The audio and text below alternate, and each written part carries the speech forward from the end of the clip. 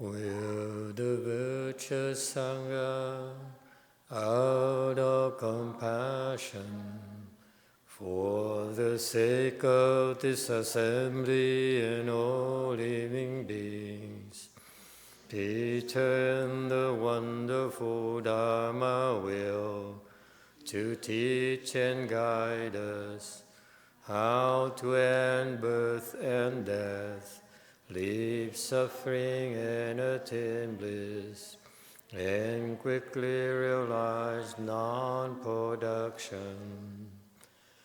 Cung thính đại đức tăng thính, vì thứ pháp hội cập nhật thiết chúng sanh, tình chiến diệu pháp luân giao đạo ngã môn, như há liêu sanh thoát tư ly khổ đạc là tất chứa vô sanh.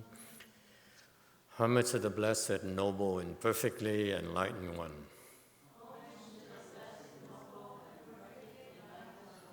Namo Saranto Suchedo Ye Ela Hudi San Miao San Puto Xie.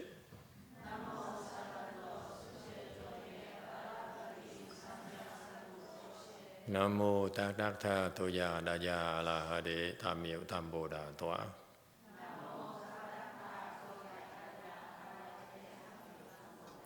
The unsurpassed, profound, subtle, and wonderful Dharma in 100,000 million aeons is difficult to encounter.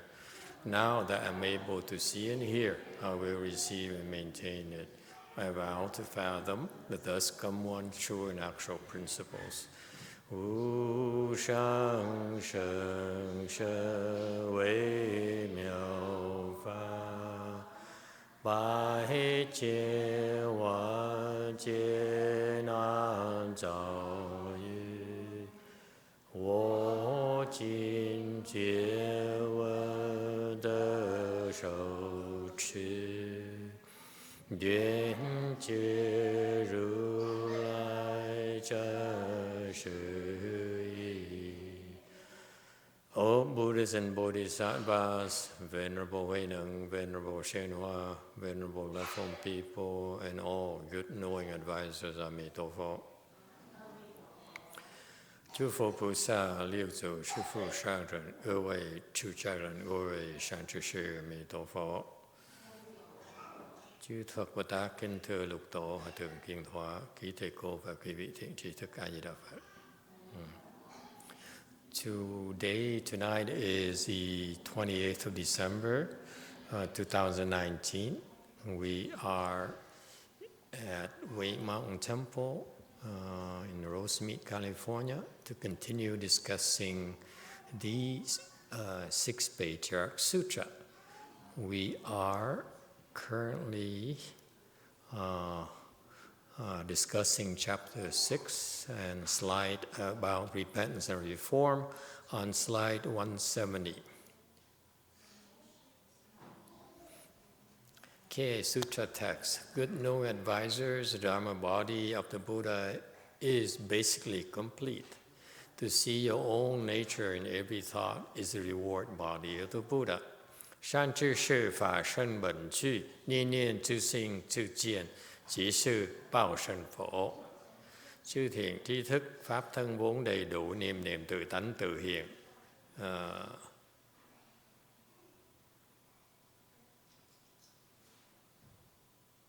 Tức là báo thân Phật. This Vietnamese has is off. It should be. This should be. Excuse me. Let me fix it before we forget.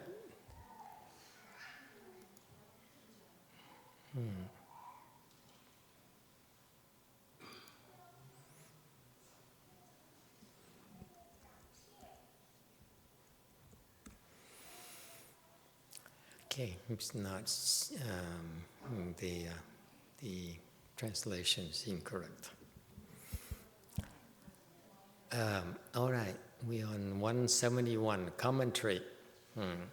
He says the Dharma body of the Buddha is basically complete.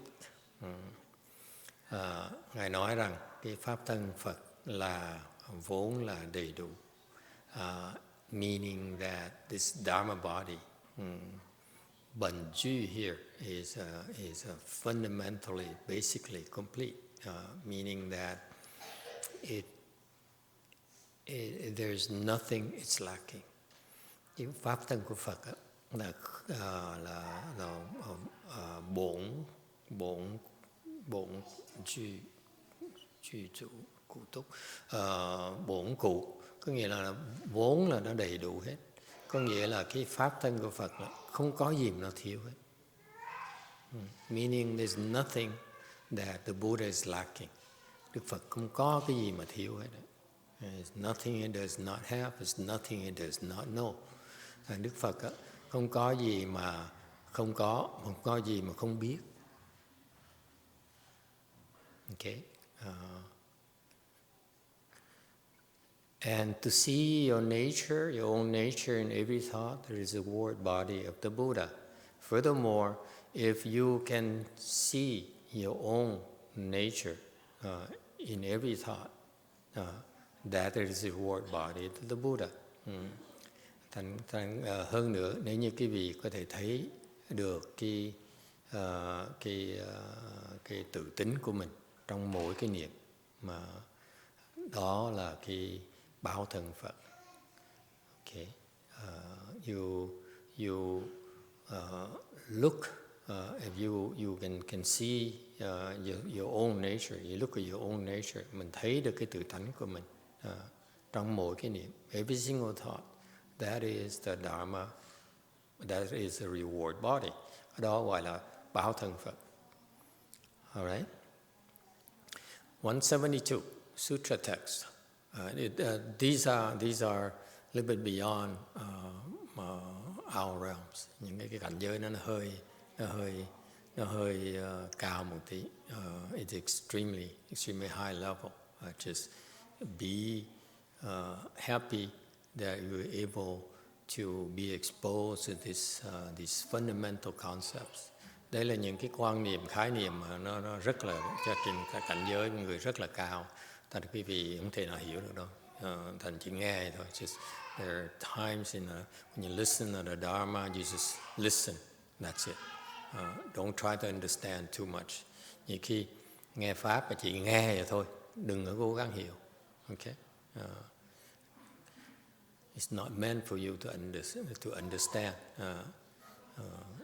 Nghe pháp là không phải để quý vị hiểu. Alright. 172, Sutra text. When the reward body thinks and calculates, it is a transformation body of the Buddha. Awaken and cultivate by your own efforts the merit and virtue of your self-nature. That is truly taking refuge. 总报生四量，即是化生佛，自悟自修，自性共得，sự thân vị y. Từ báo thân, tư lượng tức là hóa thân Phật, tự ngộ, tự tu, tự tánh công đức mới chân quy y. So he says he's connecting all the three types of bodies that the Buddhas have. Bây giờ Ngài đang nói về cái sự liên hệ giữa ba cái loại thân đó. The Dharma body is complete, is nothing it's lacking. Pháp thân là không nó đầy đủ, không thiếu gì hết. And then you have the reward body is that when you are constantly looking at your own nature, cái báo thân Phật là mình luôn luôn nhìn tới cái tự tánh của mình. Okay, and then the reward body is that when this reward body thinks and calculates, it is a transformation of the Buddha. This reward body, it contemplates and evaluates. Cái báo thân Phật này nó tư lượng. It decides what's the best way to save living beings.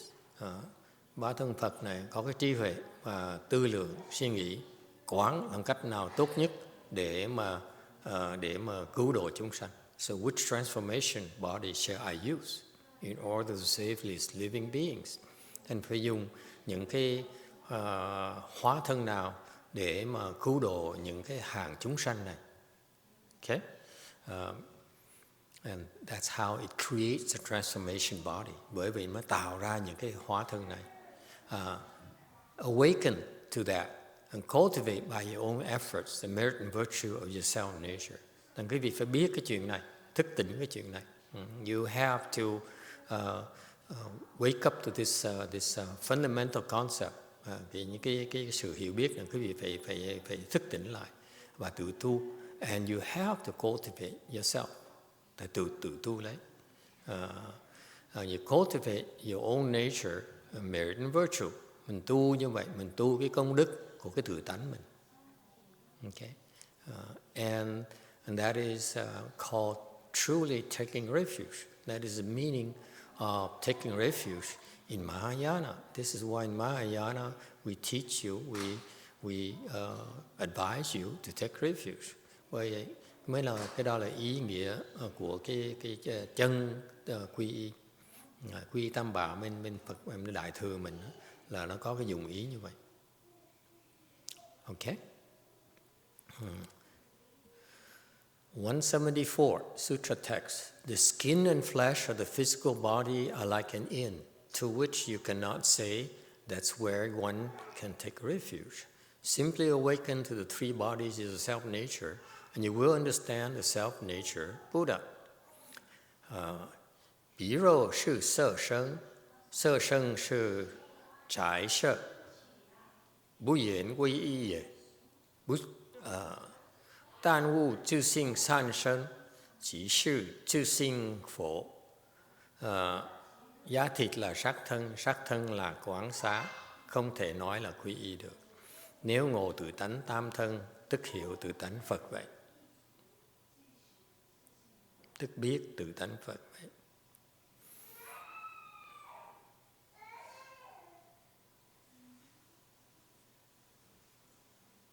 Okay. Now, in the commentary on slides 175, the skin and the flesh of this form body are like an inn to which you cannot take refuge. You cannot really take refuge with this flesh and skin body here. This is a Buddhist concept. Đây là quan niệm của cái Phật giáo mình. It says this body of ours, cái thân mà chúng ta có đó, is basically an inn. Thì đại khái nó chỉ là giống như cái khách sạn thôi. Okay. We are temporarily here.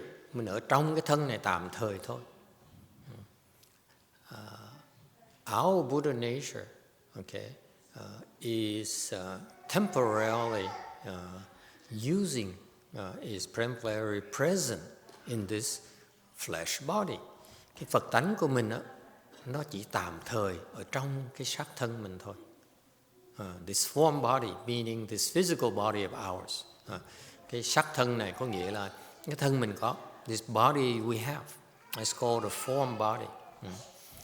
Cái thân mình có gọi là xác thân. Okay. Because why is it called form body? Tại sao gọi là xác thân? Because form has a sense of shape. Cái sắc là có ý nghĩa là có cái hình dáng, and it has a sense of solidity, và nó có cho cái cảm tưởng, cái ấn tượng là nó chắc chắn. Okay, it is solid. You have a sense of a shape, a form that it has something inside. Thành cái thân mình, cái ấn tượng cái thân mình, this is our conception of the body. Okay? Cái quan niệm mình nhìn cái xác thân mình là mình có, we have this shape here, có cái hình tướng này, and then inside there's something in there. Và ở trong nó có một cái gì ở trong. Okay? And because of this perception of this form body, vì mình có cái nhìn về cái sắc thân mình như vậy, we are attached to it, và mình chấp vào nó, it becomes real to us, nó giống như là thật đối với chúng ta. Okay, because we become attached to it, so we take care of the form and of the inside of the form as well. Mình chấp vào nó thành mình lo cái thân ở trong, cái thân ở ngoài. Okay, and the Buddha says, wake up to that. Wake up to the fact that our form body is like an inn. Ngài mấy cái chư tổ, chư Phật Bồ Tát thường dạy rằng cái xác thân mình chỉ là giống như cái khách sạn mình thôi. It's only an inn. This is like a hotel where we check into a hotel. Mình vào cái khách sạn. Okay, we check in hotel at the time of birth. Khi mà quý vị sinh ra, okay, you check into the hotel then. Mình sinh ra, when at the time of birth, you check in this hotel. Khi mà quý vị sinh ra là quý vị vào cái khách sạn này. And you stay there temporarily, ở đó một thời gian. Finish what you're supposed to do, ở đó làm cái việc mình cần làm. Okay? And when you're done, khi làm xong rồi, when your job is done, when your mission is complete, khi cái công tác nó xong rồi, then you check out. Thì lúc đó quý vị sẽ rời khách sạn. And that's a time of death. Lúc đó lúc chúng ta chết. Okay? So know that this body here, what we have right now, is a temporary arrangement. Thầy đừng có quên rằng cái thân mình có đây, ở cái thân này chỉ là tạm bợ thôi. Okay? Don't lose the big picture. Đừng quên cái đại sự. Okay? And therefore,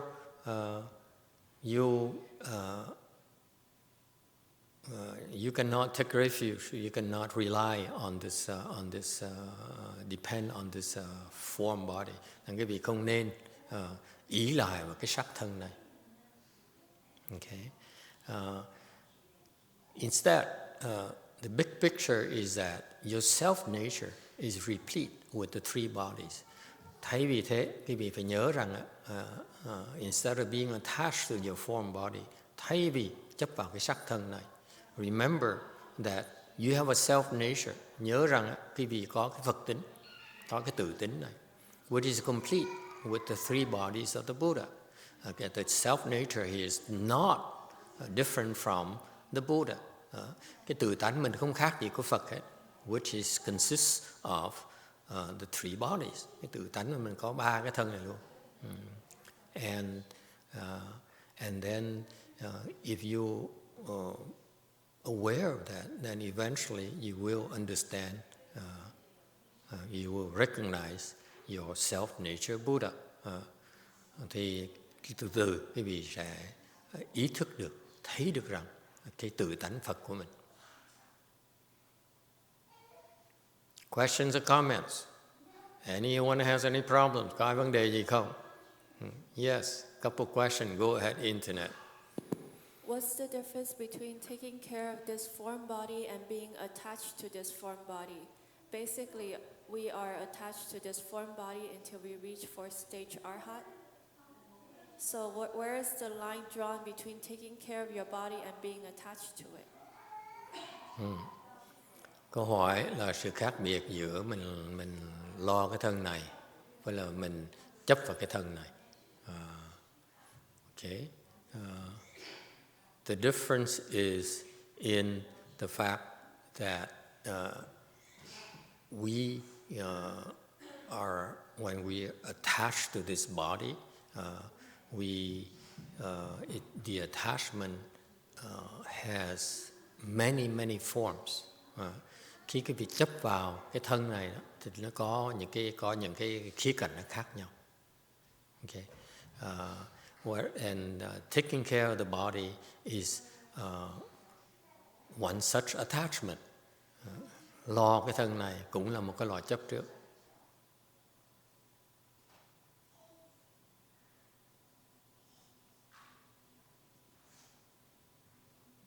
In contrast, this is what ordinary people do. Cái người phàm phu nó như vậy. Ordinary people have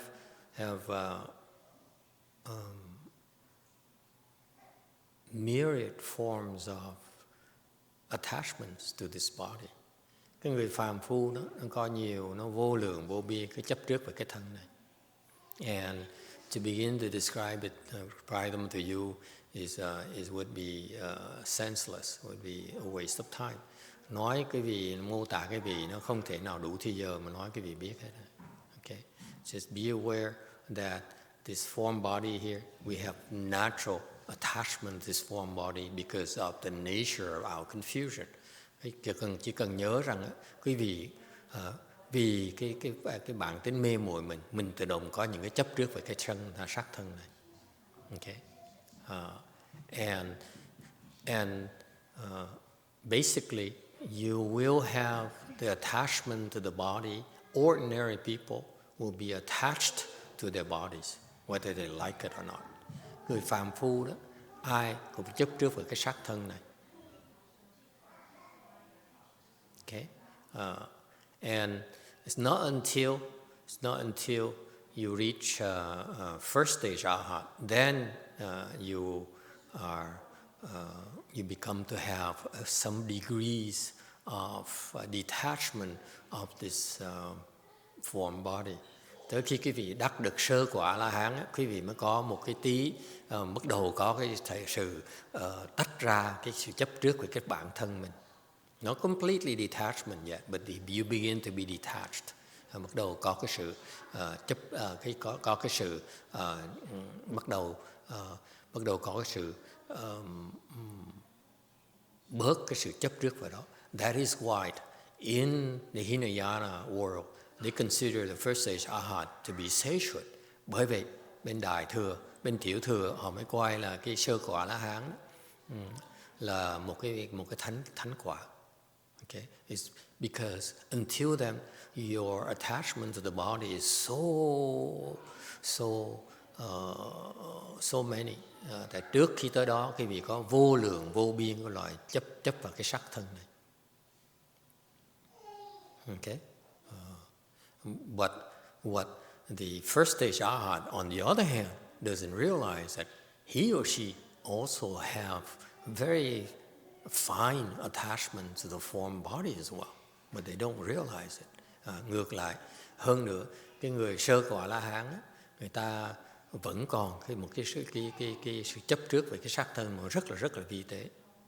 Okay, and it's not until you reach the fourth stage arhat, rồi tới khi quý vị đắc được tứ quả La-hán, then you are free from attachment to the form body. Lúc đó quý vị mới thiệt sự là thoát được cái chấp trước về cái sắc thân của quý vị. Until then, you still have very, very subtle attachments that you cannot even see. Tới lúc mà trước tứ quả La-hán, quý vị có những cái loại chấp trước mà rất vi tế, quý vị không thấy được luôn.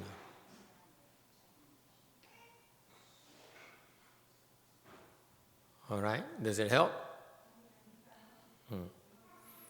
All right, so yes, Green. Master, in regards to self-nature, is our self-nature or our true nature, is that the part of us that inhabits, I think it means that it inhabits the body that we happen to be in at the time. Is that right? So it's the part of ourselves that inhabits the body, but then when the body dies, it may inhabit another body when we're reincarnated, and that's the part of us that goes on to hopefully Pure Land and so forth. Am I right? Not quite. Có phải cái tự tánh mình là cái nó ở trong cái sắc thân này, xong rồi nó dọn qua sắc thân khác, hoặc cái thân khác. It doesn't quite work like that. I'm sorry that I misled you in saying that, for having said that this your self-nature resides in this body is not true. Thầy xin lỗi, thầy nếu mà thầy nói là hồi nãy thầy nói là cái tự tánh mình nó ở trong cái sắc thân này nó trật. It's not true. Okay. the self nature is present in this form body of yours. It doesn't reside there. Nói đúng một cách chính xác hơn là cái tự tánh của quý vị của chúng ta nó có hiện diện ở trong cái sắc thân này. It's just like that's a conduit to the self nature. This form body is a conduit for you to get back to the self nature. Nói cách khác là cái sắc thân này chỉ là một cái phương tiện, một cái cơ hội, một cái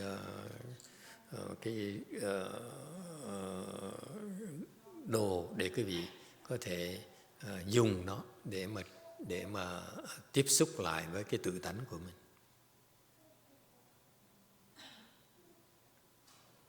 All right? Does it help? So it doesn't reside in the form body. The form body is actually a connection, is a conduit. That's all. Thành ra nó giống như là cái sắc thân mình chỉ là một cái phương tiện, một cái dụng cụ để mình có thể tiếp xúc với cái Phật tánh của mình.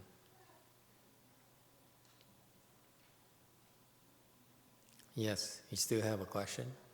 Yes, Master. So our form body is our connection between our self-nature and what? The thing you need to internalize, các quý vị nên biết là như vậy. I know it's confusing to you. Nghe nó hơi mơ hồ một tí. This is what it boils down to. Okay.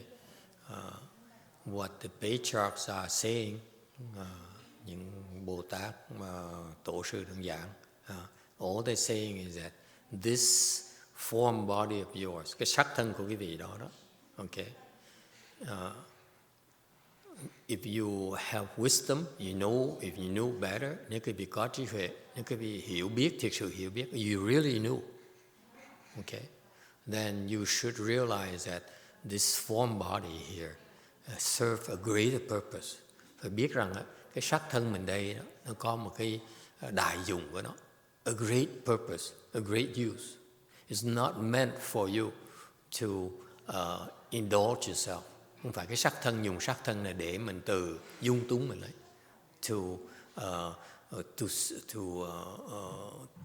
If you indulge yourself this form body like in pleasures, in happiness, quý vị dùng sắc thân này để mà tìm cái sự sung sướng, cái khoái lạc đó, would be an abuse of this form body because that's confusion.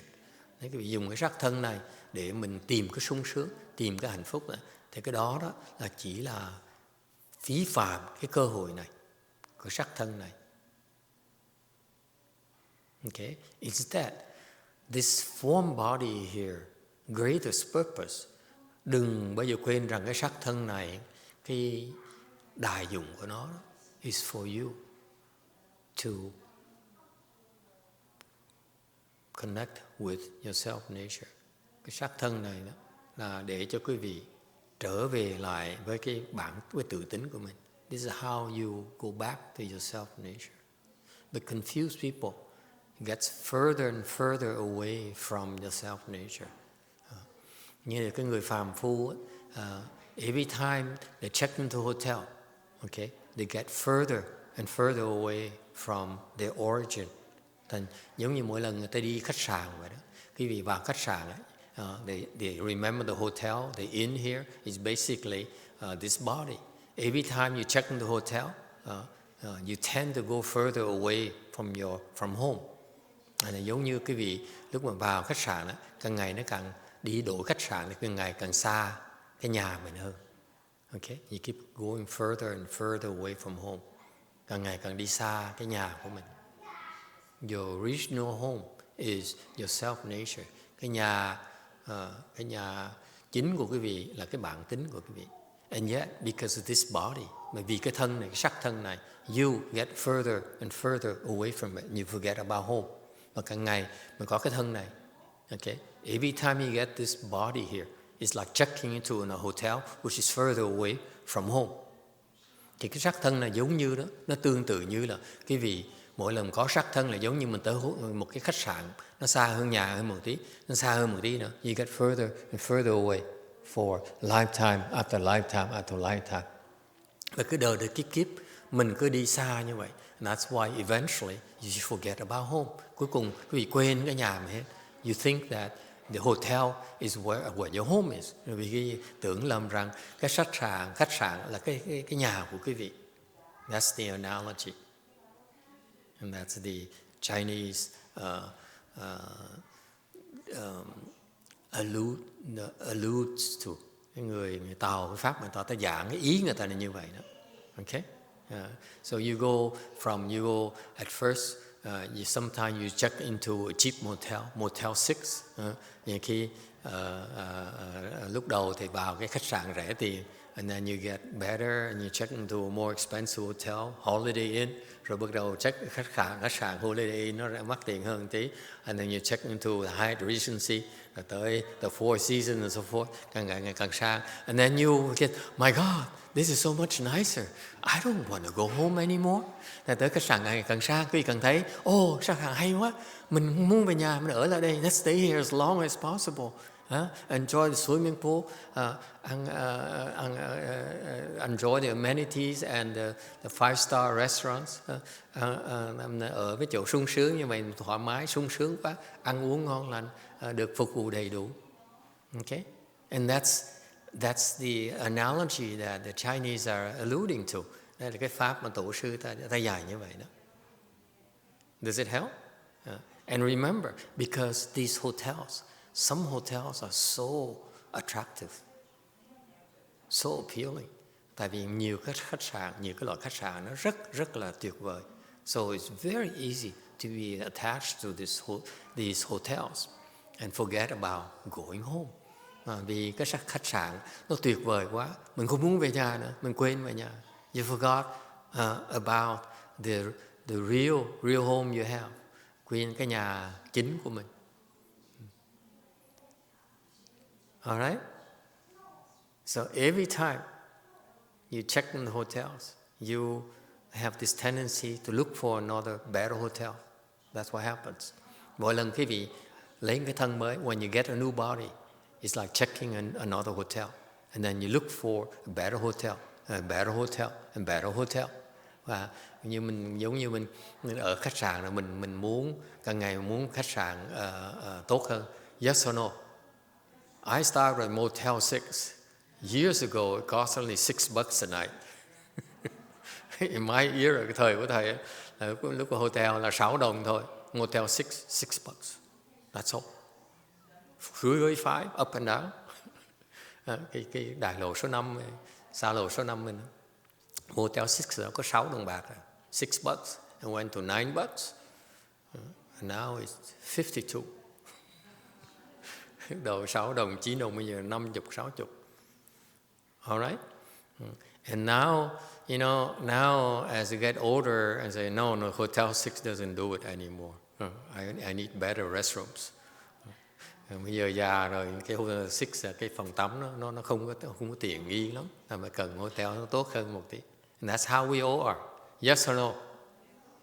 Yeah? And that's what happened. We become attached to these inns, these hotels. Cái thân mình nó tạo cái sự chấp trước vào. Okay? And you check in the hotel and say, I like about this. I don't like about that. And you go next hotel and say, I like this about that. So you keep on building more and more the seeking. I want a better hotel. I want a better hotel. I prefer this. I don't like that. Okay? It becomes ingrained in our search for hotels. Cho nên quý vị để ý, mình vào khách sạn, mình thích cái này, không thích cái nọ. Lần sau vào khách sạn khác mình kiếm cái này. You start looking for, better beds, no bed bugs, and so forth. Okay. Thành quý vị để ý, yes or no? Quý vị để ý, mình khách sạn mình kiếm cái giường nó tốt hơn tí, cái phòng tắm tốt hơn tí, căn lông nó mịn hơn một tí. Okay. And that's what happens rồi. Nó tự động như vậy đó. Cái chấp trước mình nó như vậy đó. All right? And you completely forgot, in overtime, you completely forgot about your original home. Mà trong vì như vậy, càng ngày quý vị quên cái nhà của quý vị. Okay? You completely forgot how wonderful your home really is. Quý vị quên rằng cái nhà quý vị đó là nó tuyệt vời, không thể tưởng tượng được. It's because we keep on changing hotels for zillions of times already. Believe it or not. Tại vì mình đã đổi khách sạn, đã biết bao nhiêu hằng hà sa a tăng kỳ kiếp rồi. Some can help us when we've been changing hotels. Đã vô lượng vô biên a tăng kỳ kiếp mà nó đổi khách sạn rồi. So our artificial intelligence optimized for the best hotel possible. We're very proud of it. Mình rất là hãnh diện là mình. What's artificial intelligence in Vietnamese? Huh? What's artificial intelligence? Có không? You guys don't have it in Vietnam yet? Việt Nam chưa có artificial intelligence. Huh? Not available in Vietnam yet. Artificial intelligence. We optimize, look for the best hotels. Thành ra mình tự động, mỗi lần mình đổi là mình tìm cái thân nó tốt hơn nữa. And that's the problem with, what? Some Buddhist practices where they change hotels, they want a better hotel. I'm not going to mention the names because it might offend a lot of people. That reinforces your attachment to hotels. That's why in Mahayana we don't do those things. Thành ra có những cái loại Phật giáo mà theo họ đổi cái thân. They position themselves at the time of death to get a better hotel. Go figure. Now they check into a different hotel. A better hotel. Thành ra có cái loại tôn Phật giáo mà họ trước khi mà họ chết đó, họ dùng công phu họ để họ đổi cái xác thân nó tốt hơn. They go into a better hotel, a better hotel, a better hotel. Instead of letting go of the hotel. Thay vì mình bỏ cái chấp trước về khách sạn, họ tìm cái khách sạn tốt hơn. Is that clear? That's why for us Mahayana people, it's not optimal. It's not desirable. Thành đối với chúng ta là this form body here is nothing to be attached to it. Don't get a better body. Mình không thèm cái sắc thân nào mới hơn nữa. It's a waste of time. Tốn thời giờ của mình. Is that clear?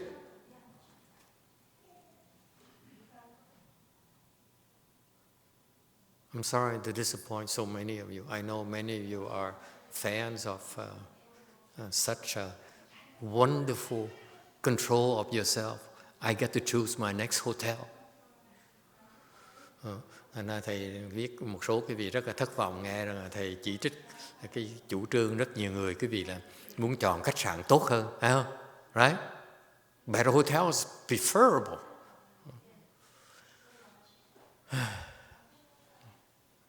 Questions or comments? Hey, don't blame me. This is what the Chinese are teaching. I'm just elaborating it for you. Thầy, quý vị đừng có trách thầy. Thầy chỉ giảng nghĩa cho quý vị biết lời tổ sư dạy thôi, chứ không phải lỗi của thầy. Blame it on the Chinese patriarchs.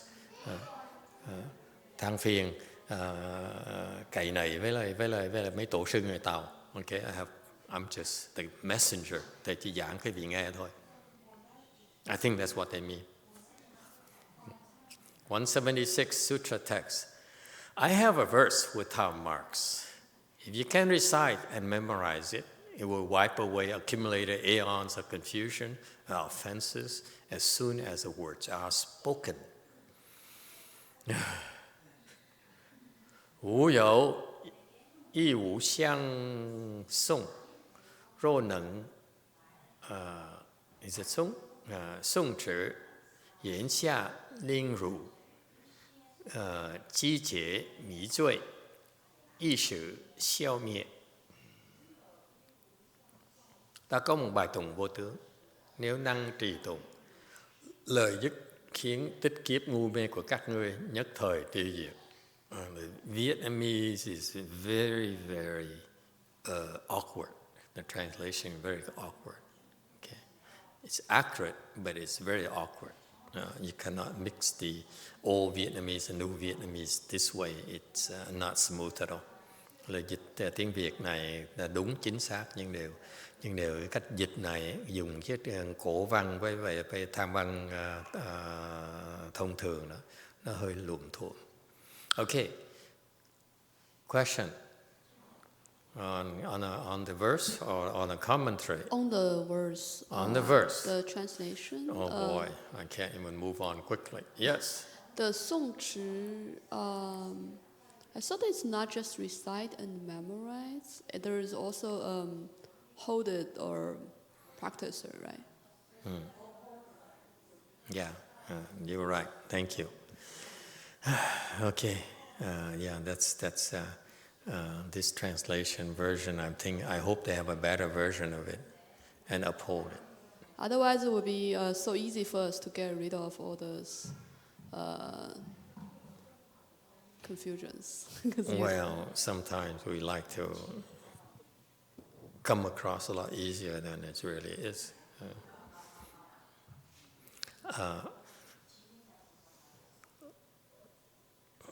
Okay, that's correct. Thank you for pointing it out to me. Some Chinese person pointed out to me the English translation is incorrect. That's right.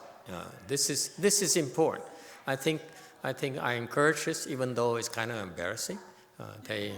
Thầy rất là hoan nghênh cái chuyện này. Người ta nói cái lời dịch mình trật rồi. Thầy nói là hơi mất mặt một tí, nhưng đều cái này hoan nghênh chuyện này. We all here to improve our collective understanding of this Dharma treasure in English. Chúng ta tới ngày hôm nay có mặt ở đây để mình chia sẻ chung một cái kho tàng của Đại Pháp này trong cái văn hóa, cái chữ Anh. Okay, it will be useful for generations to come. Nó có lợi cho biết bao nhiêu kiếp sau, đời kiếp sau nữa, until this Mahayana Dharma will be completely destroyed, cho tới khi mà cái Đại Pháp đó nó sẽ bị tiêu diệt luôn nữa. Okay, until then, it will help a lot of people become enlightened, plant the seeds of enlightenment, great enlightenment in them.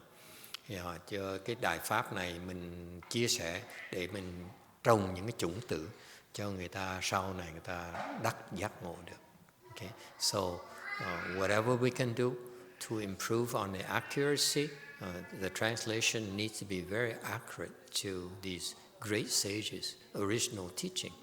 Thành những cái bài dịch này nó rất quan trọng. Translation is critical, nó rất là quan trọng, để nó cần rất chính xác cho cái lời dạy nguyên văn của những vị tổ sư. They have tremendous wisdom that when you translate, you lose a little bit of it. Tại vì cái nguyên văn nó rất là sâu xa, mình dịch nó mất một tí xíu. Okay, but we should on striving to improve on the accuracy. Là mình nên cố gắng mà khiến cái bản dịch nó càng ngày nó càng chính xác hơn nữa. Okay, so sung chữ here. Sung is recite, recite from memory, and chữ is uphold in your mind constantly. Okay, and practice with the body. And cái tụng, trì, tụng, tụng là mình tụng với cái nhớ của mình, và trì là mình áp dụng nó. So this is typical of the Chinese teachings.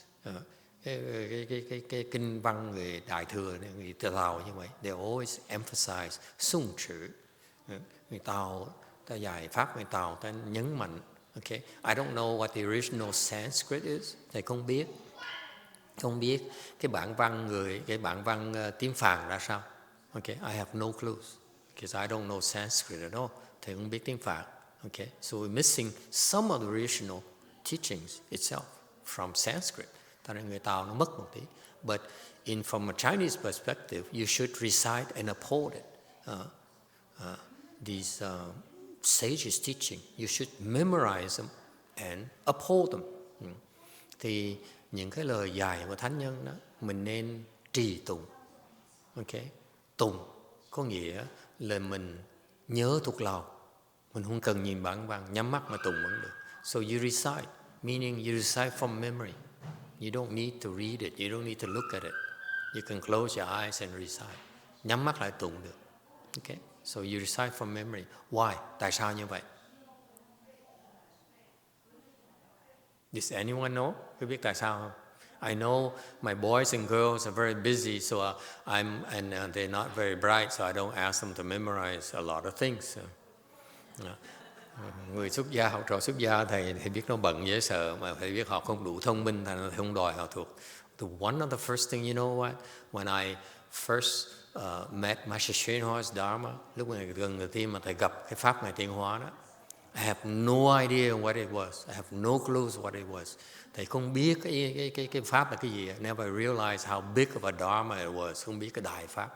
Okay, it's extremely difficult to encounter the great Dharma. Gặp cái đại pháp nó khó, dễ sợ. You realize that? To encounter the Mahayana teachings from a great sage like Master YongHua is extremely difficult.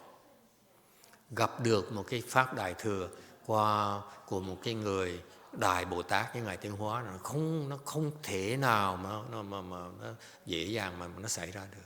Okay, and so I had no clue what I was. Không biết là cái gì hết. And one of the first things that looking back, it's kind of funny. Nhìn lại cái khóa mình cũng thấy nó ngộ. Okay, I met his disciple, Master Hận Tở. Thầy gặp ngài đệ tử của thầy Tiên Hóa là thầy Hằng Đức. Anyone here knows Master Hận Tở? Huh? Okay, he's still with Hận Trạng, right? Okay, good. When he needs a place, he can. I'll be glad to give him, to help him, pass it on, because I owe him. Thầy Hằng Đức này, thầy nhớ cái ơn, cái công đức ngài Hằng Đức. Because he taught me meditation. Ngài dạy, thầy Hằng Đức dạy thầy cái thiền, which to me is nonsense. Hằng Đức thì dạy thầy thiền, thầy dạy lúc thầy bỏ. After a while I dropped everything he taught me. Thầy về thầy tu, he taught me Master YongHua chán. Ngài thầy Hằng Đức dạy cái thiền mà thầy Hằng Đức học từ Ngài Tiên Hóa. Thầy làm, I executed, I practiced it for a while and then I dropped it completely. Thầy tu cái thiền, pháp thiền thầy Hằng Đức mà dạy, thầy hiểu từ Ngài Tiên Hóa, học tu một thời gian, luyện thời gian, thầy bỏ. I don't, it's not for me. But he taught me something else much more important. Điều thầy mới Hằng Đức thầy dạy thêm một cái chuyện khác, nó quan trọng hơn nhiều. I never realized it back then. Thầy không biết cái chuyện đó. Until now, and I realized how lucky that he taught me these important things. Thầy bây giờ mới nhớ là tại sao cái sự quan trọng của cái lời dạy của thầy Hằng Đức. That's why I'm very grateful to him. Thầy nhớ ơn thầy Hằng Đức ở chỗ đó. He told me, okay, to after he taught me how to meditate, sau thầy dạy thầy thiền rồi, I said, what else can I do? Thầy nói, còn tôi cần làm gì nữa? So he gave me a book. Thầy đưa ông thầy Hằng Đức đưa thầy cái cuốn sách, nói nè, here, it's $8. Sách này $8. Okay. Back then it only cost $8. Hồi đó $6-7, $6, $8, something. He says, here's this book, memorize it. Cái sách này học thuộc lòng đi. Okay. So he told that book happened to be a daily recitation of the city of 10,000 Buddhas. Cuốn sách đó là cái kinh nhật tụng của Hoàng Bằng Lạc Thành.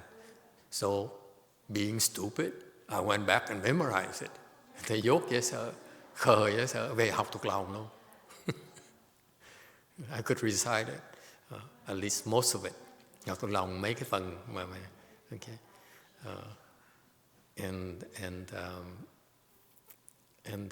So that's why this is what recitation is about. Thành mấy cái chữ là cái tụng. Okay, this is sung, reciting from memory, tụng với cái trí nhớ của mình. Why is it important? Tại sao nó quan trọng?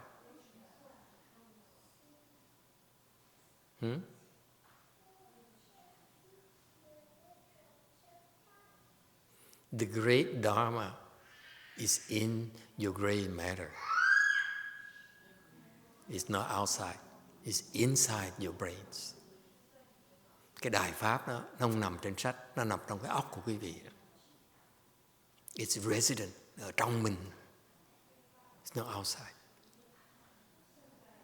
Okay? That's what your first, boys and girls, your first few things you need to do is memorize these great things. Okay? No matter how busy you are. Thầy biết, bây giờ thầy nhắc lại học trò thầy, mặc dầu bận thế nào, you should memorize these things. You should memorize Shranga mantra. Quý vị nên thuộc lòng cái chú lăng nghiêm. Okay? You should memorize the great mantra, the great Shranga mantra. Người xuất gia phải thuộc lòng cái chú lăng nghiêm. In fact, as a temple, we should make it a point to memorize Shranga mantra. Thực ra cái chùa mình tốt nhất là mình nên tụng cái chú lăng nghiêm này. Because when you memorize Shranga mantra, and then the demons, this is how we quietly help restore order to our world, so that the demons cannot misbehave. Tại mấy cái người mà thuộc lòng được cái kinh chú lăng nghiêm này nữa, thì ma quái nó không dám tác quái. Okay? That's our small contribution. Okay? Mình nên làm chuyện đó. All right? I highly recommend it. Yes. Green, orange.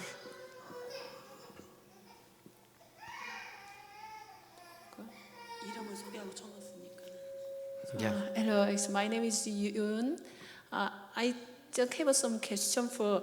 No matter what, I make some bad thing, bad speaking, or doing and bad thinking. If I recite the verse and uphold it, I can get away from my sin. I'm kind of the Buddhist concept is I make something, I got a result from me. Okay. So yeah, that's why I'm a little bit confused. If I recite and uphold it, I can get away from my sin. That is mean? That's part of it. It's part of it. Is that when you recite it, you recite from memory. It's just like, I give you an analogy of a computer. Yeah.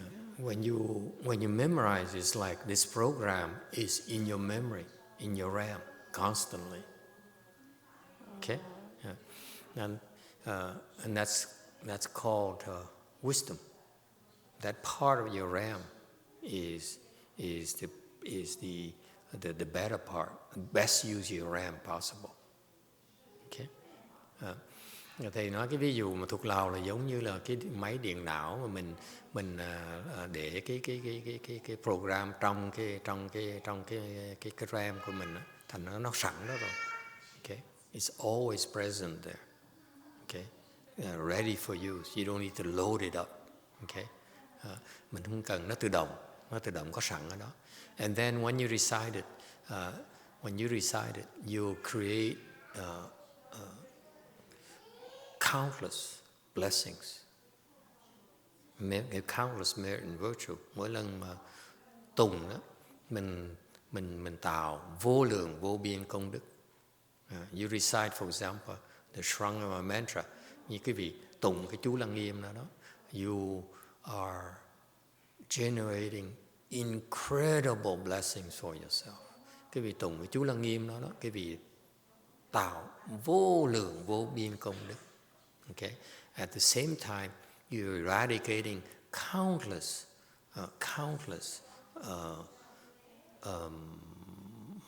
offenses. Đồng thời cái vị tạo ra vô lượng vô biên, có diệt vô lượng vô biên cái nghiệp báo của mình. I remember this guy here who's externalist at Heng Chang's temple. Thầy nhớ một cái ông kia đó, ông đó là ngoại đạo nhiều hơn, but he's a businessman. He makes good money, but he's interested in cultivation. Cái ông này làm nhiều tiền. He's a small businessman. Từ có cái hãng, có cái hãng của mình làm. But he's very interested in cultivation. Ông tin cái tu hành. He believes in cultivation. So he would go to Taoist temples and Buddhist temples and learn their various practices. Ông tới mấy cái chùa đạo giáo, mấy cái chùa Phật giáo, học cái pháp này pháp nọ. And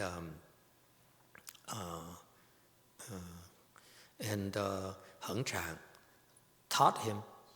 Heng Chang decided to impress this guy because this guy knows a lot of Taoist practices. Tại ông này biết nhiều cái pháp của đạo giáo đó. Okay, you know Taoist. He's half Chinese as well. Ông này cũng lai người Tàu. And so Heng Chang, I think, taught him the Shrangama mantra. Thì cái thầy Hằng Trường mới dạy cái ông này cái chú Lăng Nghiêm.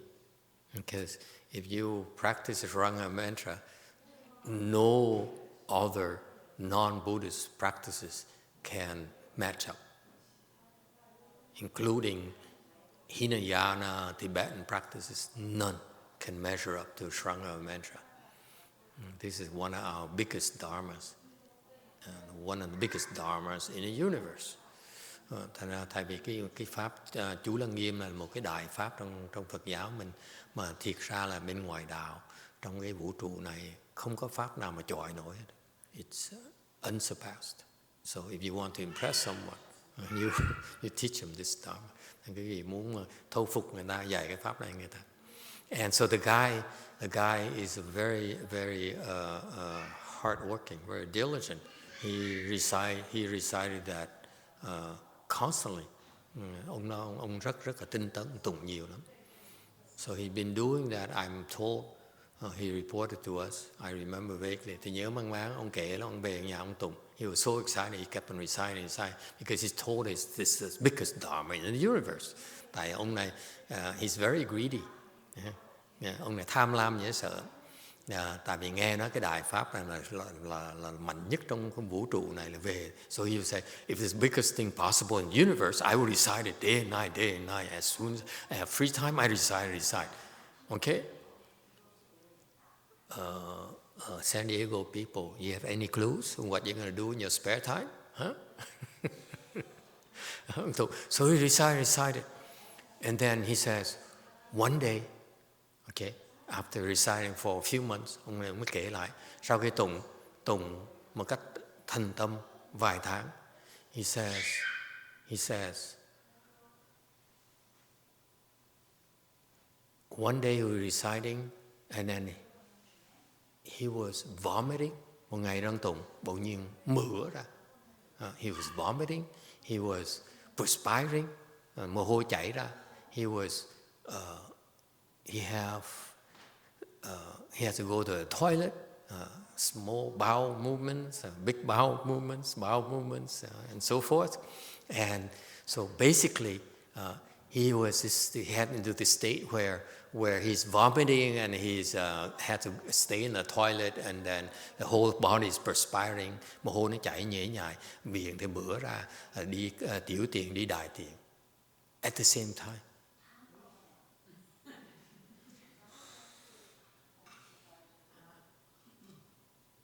And then he realized that he felt so much better than before. Ông cảm thấy là lành mạnh, khỏe mạnh hơn lúc trước nhiều lắm.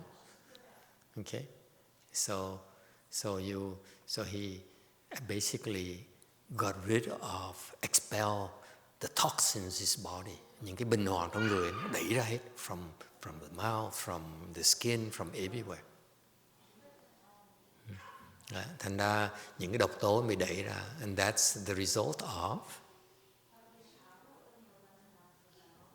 eradicating your sickness, which is a karmic retributions. Cái đó là cái cảm ứng là khi mình chỉ vì xóa những cái nghiệp báo, những cái bệnh hoạn của mình, cái độc tố nó đi ra. Okay, your sickness. Okay, if are feeding off the poisons, the toxins inside your body, that's their nutrition. Những cái độc tố trong người mình là cái chất dinh dưỡng cho những cái bệnh hoạn trong người mình. So if you expel them, your body becomes healthier. Okay. Thành ra khi vì đuổi nó ra, đẩy nó ra thì cái vì thân thể nó lành mạnh hơn nhiều. Alright? So that's why in general when you recite these things you will eradicate your illness and your obstructions as well. Okay? Thành ra tụng cái thần chú này, tụng những cái này nó có những công dụng như vậy. And then you recite the Buddha's name or Amitabha Sutra, hoặc cái vị niệm Phật, hoặc là tụng kinh A Di Đà đó. Then you creating not only are you repenting of countless offenses as well. Niệm Phật là nó diệt vô lượng vô biên cái tội, and at the same time you creating blessings for you, rebirth blessings for yourself. Rồi cái vị đồng thời tụng kinh A Di Đà đó tạo cái vị phước báo để mà đắc vãng sanh. Yes, Green. Sorry, what you just said? You're saying that this was not my original question, but what you just said sounds like reciting Buddha's name is still better because it's not only doing that but also doing more. It's not better at all. Each dharma is different. Mỗi cái không phải thầy nói là niệm Phật nó tốt hơn là chú Lăng Nghiêm. I've never said that reciting the Buddha's name is better than Shranga mantra. There are different tools in my mind. Đối với thầy đó, hùng danh Phật với là thần chú, những cái dụng cụ nó khác nhau. Sometimes just like in the kitchen, trong bếp vậy đó. Sometimes you need to use a boning knife to debone the chicken. Nhiều khi cái vị dùng cái dao để mà cắt xương, để mà lấy xương gà ra. Okay. Whereas sometimes you need to have a bread knife. Nhiều khi mà dùng cái dao để mà cắt mì. Okay. If you use a boning knife to cut the bread, don't give it to me. Nếu quý vị dùng cái dao cắt xương gà mà quý vị cắt mì mà đưa thầy không thích. Okay. I like my bread to be, in the original shape, not squished. Cái bánh mì thầy ăn thầy thích, I insist on that. Cái bánh mì ăn là nó phải đừng có bị dẹp, Alright, so each thing has its own use. Mỗi cái pháp nó có cái dụng của nó. Yes. So there are two questions about the Shrangama mantra. The first one is, there is this long beginning part of the mantra. Do we have to recite it? No, you don't have to recite it. Okay. You just recite the mantra. Okay. It's good enough. Cái phần trước đó, cái phần that's a praise. The verses you don't need to recite them. Cái bản văn trước không cần tụng, chỉ tụng cái chú Lăng Nghiêm thôi. Okay, so that's called upholding. Reciting is from memory. Upholding is that. Rồi cái trì này đó. Okay, upholding is you actually are doing it in your daily life. Cái trì này đó mình làm mỗi ngày của mình, trong cuộc đời của mình, trong đời sống của mình. You recite it and you bring it into memory, and then you uphold it. I mean you apply that. You apply the principles you learn in your daily life. Cái trì này đó là mình áp dụng những cái lý thuyết này, những cái lời dạy này trong cuộc đời của mình. So in Buddhism, it has to be both. Cái Đại thừa mình tu là phải có hai phần. Phần trì tụng, you recite and uphold it. You recite your precepts, quý vị tụng cái giới của mình. Okay? And then you uphold it. And then you maintain those precepts. Mình tụng giới, ngũ giới, xong rồi mình giữ cái ngũ giới. Okay? It has to be both. Always. The Buddhist teaching always sung trữ. Bên Đại thừa mình dạy chứ không là trì tụng. You need to memorize it. Phải thuộc lòng, xong rồi áp dụng nó. And then you apply it. Alright? You don't talk about it. You apply it. Không phải nói mà làm. Yes, continue. Third iteration, green. Sorry, when you said the recite is printing your brain, does that mean it's still limited by the physical body, the form body? Like when it's not staying with us when we change our bodies? So this lady here says, when I upload to my realm, can I stay there permanently? Cái cô này có nói là khi mà tôi để cái program trên cái máy điện tín tôi, điện não tôi muốn nó là thường trực. You keep your PC permanently. You keep your pixel permanently. Thì hỏi ngược lại cái máy điện não cái vị giữ đời kiếp hả? Don't you want to upgrade to a better model, better hotel? I back up the old content in the old pixel into a new one. You pass it on, yes, the next hotel, yes. Thì thầy nói là một khi mà cái việc đó rồi đó thì mình có thể truyền nó tới. It turns out when you memorize it, the next hotel, you can rememorize it fairly easily. Một khi cái vị thuộc lòng nó rồi đó, cái chỗ tiếp cái đời thân sau đó, cái vị dễ nhớ lắm. It's very easy for you to memorize. It's very easy for you to reach the same level of maintenance, of upholding it as well. Cũng giống như cái vị tu rồi, you reach a certain level of samadhi, next lifetime, it's fairly easy for you to reach the same level. Okay.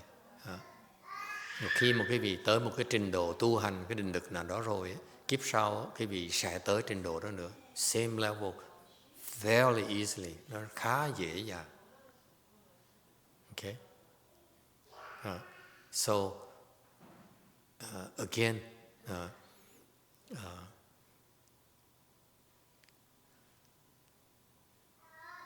it doesn't make sense to me to worry about positioning for the next better in.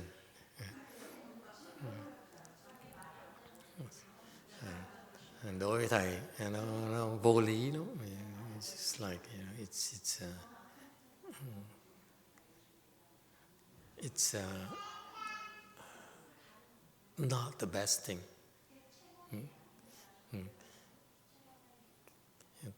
Đối với thầy mà mình dọn đường để lấy cái thân mới nó tốt hơn, thấy đối với thầy nó vô lý vậy sao?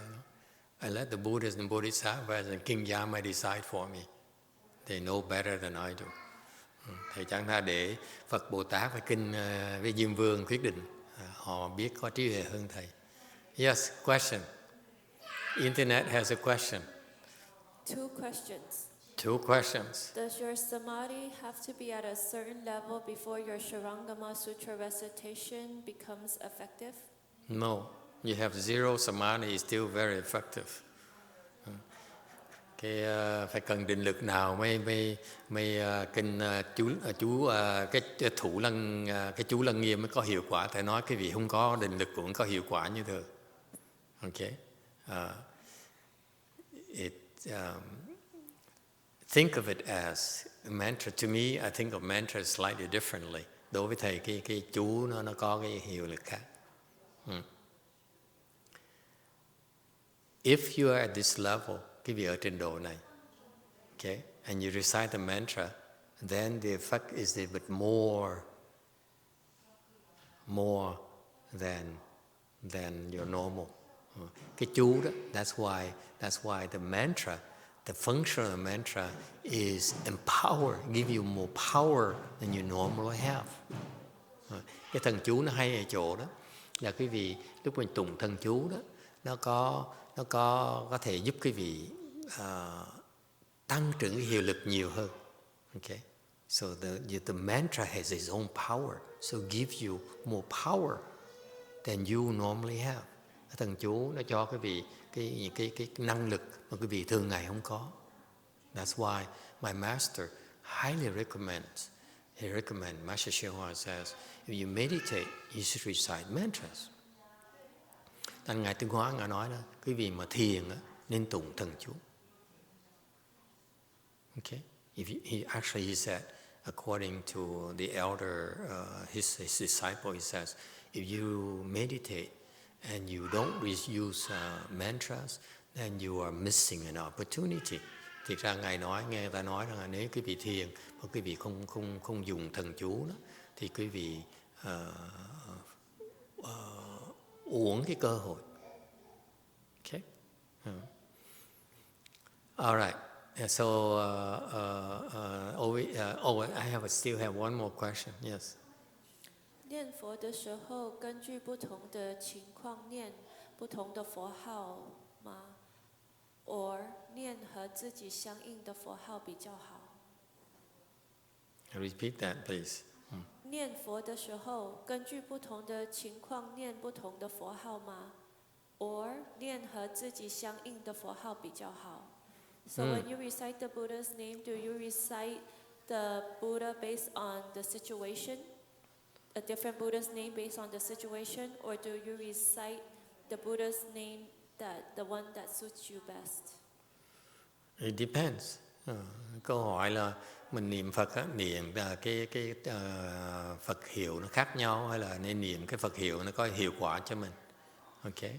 To me, the Buddha's name, because I'm confused. That's why the Buddha's name to me, basically another tool. Đối với thầy, Phật hiệu là một cái dụng cụ khác. Okay. So Amitabha Buddha is for me to go to the Pure Land. Phật hiệu là A-di-đà để mà đi cầu vãng sanh. So if let's say I see a dead bird, thấy con chim nó chết, I recite the Buddha's name on the bird's behalf. Thì thấy con chim nó chết thì dùng niệm Phật hiệu để cho giúp cái con chim đã chết. Okay, it's not about me, it's about how I use it for others. Không phải mình niệm cho mình niệm giúp người ta. You can know this tool here can help a dead bird. Thì biết cái công dụng nó có thể giúp con chim chết này.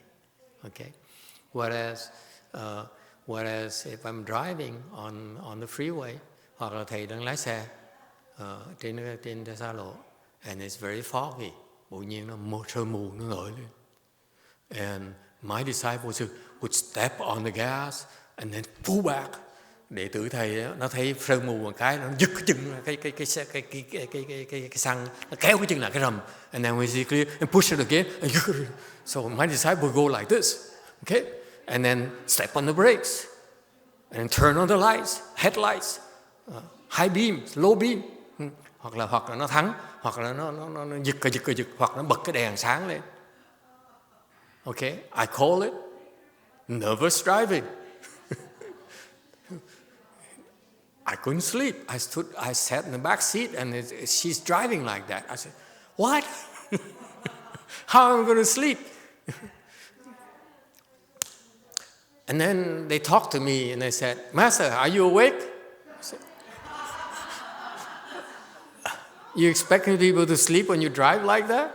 Nó lái xe cờ giật như vậy đó. Nó quay lại, nó hỏi thầy có thức không thầy? I didn't know what to say. Thầy im lặng không biết trả lời. Thầy cứng họng nói, I didn't know what to say. So an hour later, I said, "Oh, you can stop here because she needs someone needs to help her." Rồi tiếng sau thầy lên tiếng này, bây giờ because I've been holding my breath for an hour already. Thầy nín thở cái tiếng đồng hồ luôn, sợ quá. I'm so scared. Mình sợ quá. Okay. And then finally she keeps on running on the yellow line, said, now I couldn't take it anymore. Mà nó lái bắt đầu nó cán cái đường, nó kêu ồn, cái thầy sợ quá, thầy nói thôi, so I better say do something, thầy sợ quá. Okay, I could have recited the Buddha's name. Thầy đáng lý là phải niệm Phật, but I didn't. So I said, praise the Lord, let's change our drivers. Thầy nói, hallelujah. Thầy nói thôi bây giờ đến lúc mà Thượng Đế sai quý vị phải đổi tay lái rồi. And he said, what? You haven't been sleeping? Nó nói, ủa thầy trước giờ không ngủ hả? So I knew my disciple is not very bright. Học trò thầy nó không được. They think I'm Superman. Cứ nghĩ là thầy có thể ngủ được. It's nonsense. You see, so it depends on the circumstances. Tùy cái hoàn cảnh. Okay. And then so I offered to drive because the other two are 3/4 asleep. And they can't even open their eyes. Còn cái người này thì mệt, còn hai cái cô kia thì nhắm mắt mở. And thầy lái. So I drove, and then so what do I do? When there's something happens, I say, "Yao Shu Ru Lai." You don't step on the brakes. You don't, hit the beam. You say, "Yao Shu Ru Lai, please save me." I wasn't thinking even of Amitabha Buddha. I'm just trying to live another, stay in my hotel a little bit longer because I like my current hotel. Mỗi lần mà có nguy hiểm một tí, thầy tụng là Dược sư Như Lai một cái là tại sao? Tại thầy muốn ở cái khách sạn này lâu hơn một tí nữa. I'm not in a hurry to go to see Amitabha Buddha yet. Okay, so each of these tools have different uses. Ta nói là ta đùa câu hài cho quý vị thấy là mỗi cái pháp nó có công dụng khác nhau. Okay, that's all. So you use different tools at different times depending on the circumstances. And tùy lúc. On the other hand, when you state of panic, lúc mà mình nguy hiểm quá đó, okay, and that's when your natural reaction will tell you. Lúc đó quý vị tự động đấy thôi, okay. Quý vị say lúc mà nguy hiểm, when the danger is imminent, lúc mà nguy hiểm quá đó, okay. Whatever comes to mind naturally. Cái tự động, cái gì nó khởi lên thôi. You don't have to say, oh, what's best for me in this case. Cái ngồi suy nghĩ, nên tụng cái gì ha? Let me see. Amitabha Buddha? No. Giáo sư lại, no. Ngồi đó suy tính toán là chết rồi. Whatever.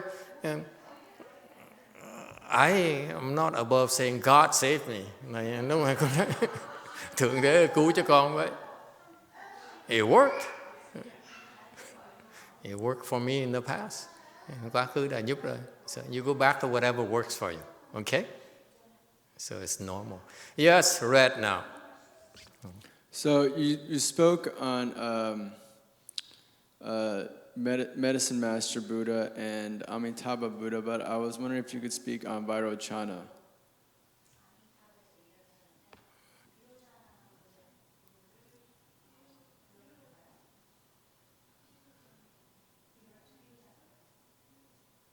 Vairochana is a Dharma body.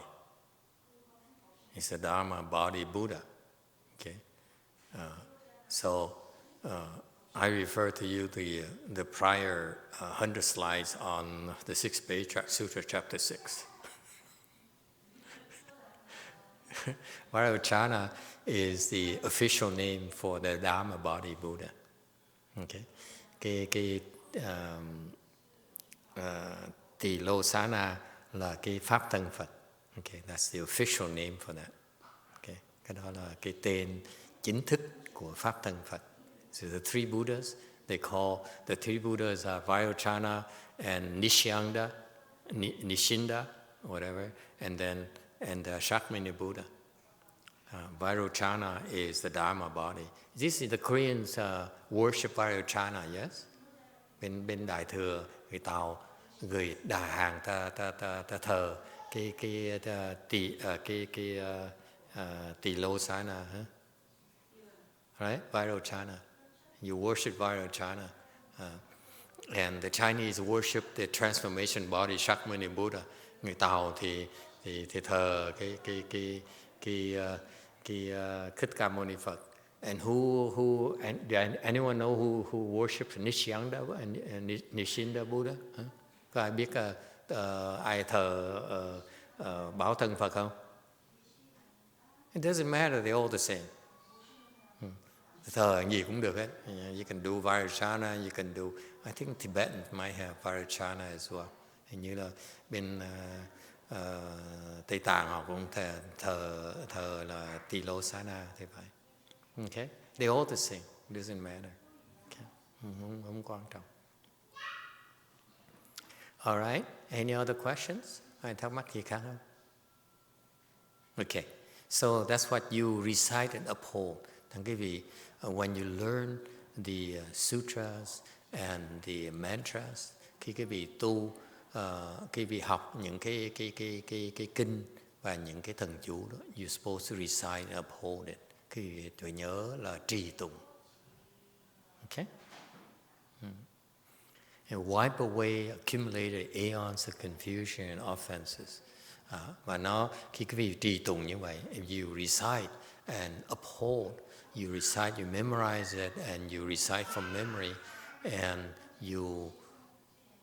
the more you recite, cái vị tụng đều đó, okay, it naturally open your wisdom, will help you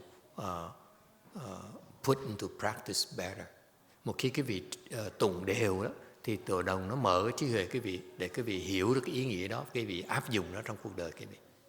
Reciting it regularly will unfold your wisdom, and that's how you know how to apply them.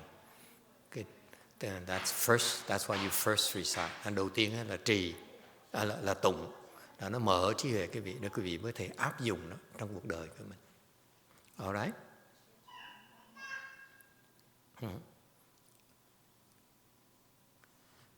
And will wipe away accumulated aeons of confusion and offenses. Và trì tụng cái bài thơ mà vô tướng này đó, nó sẽ xóa vô lượng vô biên kiếp của mê hoặc và tội. So you wipe away aeons of confusion and offenses as soon as the words are spoken. Okay. I wouldn't translate it like that. Okay.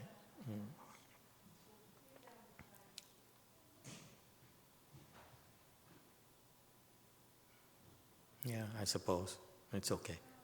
I take it back. Okay. 言下令如意思相应. Yeah. Okay.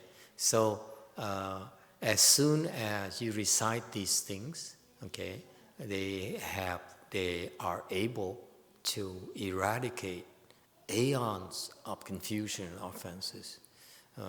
Cái vì khi mà mở miệng mà tụng cái này, nó có thể xóa vô lượng vô biên cái kiếp mà lữ kiếp mà nó dồn dập, nó chồng chất lên nhau rồi. Okay. Now these verses are without marks. Những cái bài thơ này nó không có tướng. Okay.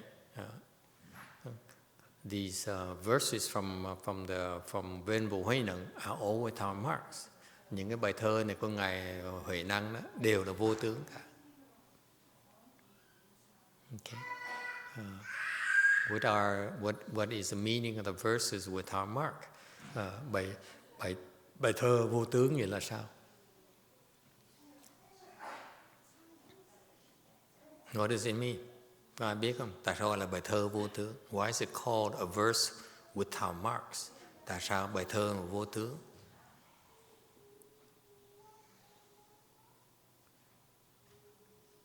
Yes? Master, does that mean that it's not written down? It's not written down. It's only transmitted by memory.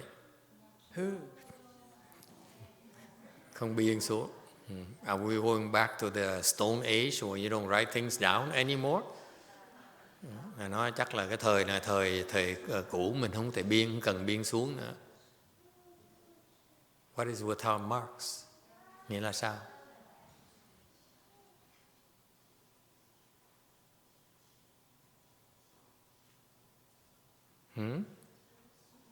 What is a verse without marks? Tại sao gọi là bài thơ không có tướng?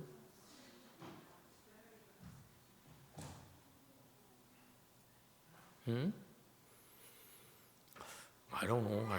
Every time he writes, he tells, I have a verse, it's always without marks. Thì nói, Ngài Lục Tổ này lạ lắm. Ngài nói, tao có cái bài thơ này, nó toàn là vô tướng. Every single verse in this sutra is without marks. So must be the only thing he does. Những cái bài thơ toàn là vô tướng cả. Yes, Green. I think all the sutras are without marks, right? It basically just says that it's a markless Dharma. It's not limited by the words, and you cannot just interpret it as a regular words. It's funny, the baby learning to walk now, this boy is doing what Alung used to do, check how hard the floor is with his forehead. Em bé nó tức cười, cái thằng Alung á là nó lấy cái đầu nó gõ vào cái sàn nhà, có thể sàn nhà nó cứng rồi nó mềm. Thì tới phiên thằng nhỏ này, it's amazing. Yeah, remember Alung? How you used to check out how hard the floor is? The cement floor, the wood floor, cars, yeah.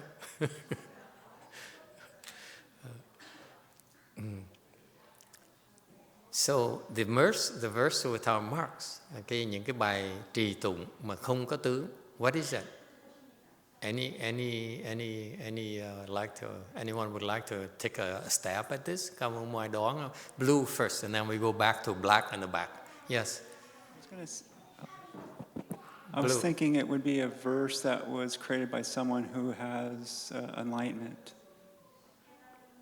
A verse created by someone who's enlightened. Okay? The people who create verses with who are enlightened, who create verses, can have marks. He says, this is my verse, signed by enlightened master.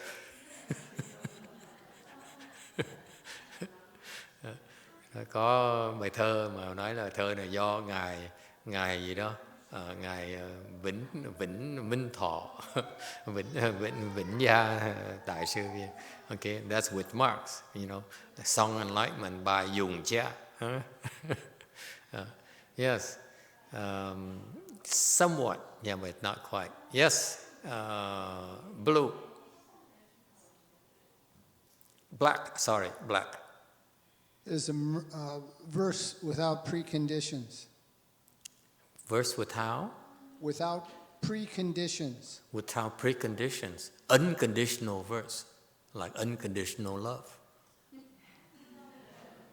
But no conditions to it, no attachments or additional. Okay, relate that to unconditional love for me. If you use the word unconditional, the only thing that comes to mind is unconditional love. So then we're saying that verse is of unconditional love. Very good.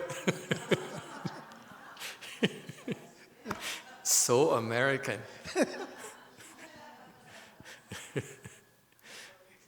True. Okay. Part of it is unconditional love. 1%. Đúng, 1% là tình thương vô điều kiện. Okay. No mark is no condition. I prefer no unconditional love. Then. Yes, internet. What is? What is? No, you don't have a Question, comment? Different question. Okay, no, we still in unconditional love. Yes, the old monk in the back. How many days now? 8 more days? Còn 8 ngày nữa hả? Còn 4 ngày nữa. 4 days only? We look, you can do another 9 days. Thưa Thầy, bài kệ vô tướng con nghĩ là cái bài thơ Tổ đưa ra đó, như là Tổ đưa mình một khúc mía vậy đó. Ăn xong rồi cái xác mình bỏ, nhưng mình feel cái ngọt của cái miếng mía đó, chứ không phải chấp cái xác mía. He says, very original. This is from Hawaii. He didn't, Hawaii where they grow a lot of sugar cane. And so he says, it's like Hawaiian sugar cane. You chew it and you enjoy the sweetness, the sweet juice, but then you spit the thing, whatever you can't swallow. Giống nước mía mình ăn nhai cho nó ngọt thôi, xong mình nhả cái bã nó, phải không thầy? Okay. So, but then, aren't you then attached to the sweet juice? Để khi thầy nhả cái bã, không phải giữ lại cái nước ngọt, không phải đang chấp vào nước ngọt sao? Đây là mình giống như là mình dùng mình ngắm cái câu mà Tổ nói đó là mình áp dụng. Giữ cái nước mía. Không có giữ. Don't change subject. I want you to stick with sugar cane. Không có giữ nước mía, nhưng mà mình nhận cái Tổ chuyển tải vào mình cái nghĩa của cái câu đó. He abandons sugar cane. That's very good. He's not attached to sugar cane. Người này có trí huệ. Bỏ cái mía giống như một cách dễ dàng. Very swiftly he abandoned sugar cane. Lập tức bỏ cái nước mía. Very good. He says you retain the teaching of the Patriarch. But then, aren't you attached to retaining the teaching of the Patriarch? Điều nếu mà giữ lại cái diễn nghĩa của tổ sư, không phải mình đang chấp vào cái diễn nghĩa tổ sư sao? Lúc đó mình phải thấy rằng thân không, pháp không, và cái không đó cũng không có thấy ở đâu hết. Giống như Tổ nói là he says, at that time, bổn lai như nhất Phật. You empty, the Dharma is empty, everything is empty. Bổn lai như nhất Phật, không có cái gì để mình chấp cho nó. Then aren't you attached to seeing the empty thing there? No. Người ta hỏi vậy, ông thấy cái không là vẫn thấy cái không sao? Cái không nó không có vũ, không có khách gì hết. But you still see emptiness, vẫn thấy cái không như thường. No. If you don't see the emptiness, what are you talking about? Nếu không thấy cái không, đang nói gì vậy? Nhưng mà tự nó biết thôi, giống như cái đó chư Phật đang ở trong đó. Chư Phật trong đó, mình cái tánh không mình cũng là cái đó. Well, now he abandoned knowing emptiness. This guy is so slippery. Cái ông thầy này á, dí ông không được đấy. Nó không có nói cái gì hết. Và Lục Tổ nói bổn lai vô nhất Phật. Sau khi mà Lục Tổ, Ngũ Tổ dạy rồi, biết là nào ngờ nó đầy đủ tất cả, nào ngờ nó đầy đủ tất cả, nhưng mà nó không có cái gì thấy trước mặt mình hết. Nên Tổ Lên Tế nói là trước mắt làm cho ông thấy, lỗ tai làm cho ông nghe, nhưng mà không biết nó ở đâu. Yeah. So he says, now he abandoned that as well. He moved to Linji Patriarch. Ông thầy này, I'm so tired chasing after him. Rượt ông này mệt quá. He's got the drift, but he's still not answering the no marks. Hiểu rồi nhưng đều vẫn chưa trả lời được cái vô tướng là gì. Anyone else? That's just no mark here. You better give it to me in a way that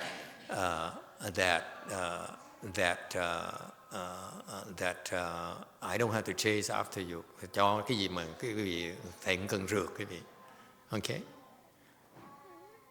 Andres in black again. Oh no, red, black. Take your choice. So you're asking, what does no marks mean? Yes. What is the verse without marks? It means a verse that you... Too long. Nice try. Hết thì giờ rồi. Yes, orange here and then next color to be determined. Yes, orange. What's a verse without mark, ma'am? It's the verse that you recite without no thought. You recite without no thought. How can you recite without no thought? This is so Vietnamese. Cái này người nói là mình tụng mà không tư tưởng. He has without no thought. And I said without no thought is with thought.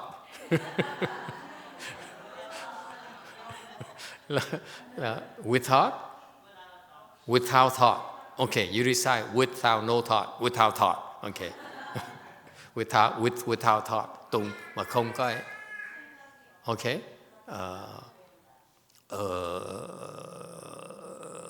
But what about holding it? Đều tụng còn trì rồi sao? Huh? Still not complete. Yes. Next color. There's so many colors. Yes, back there, before green. Yeah, you just mentioned about the process of without mark, right?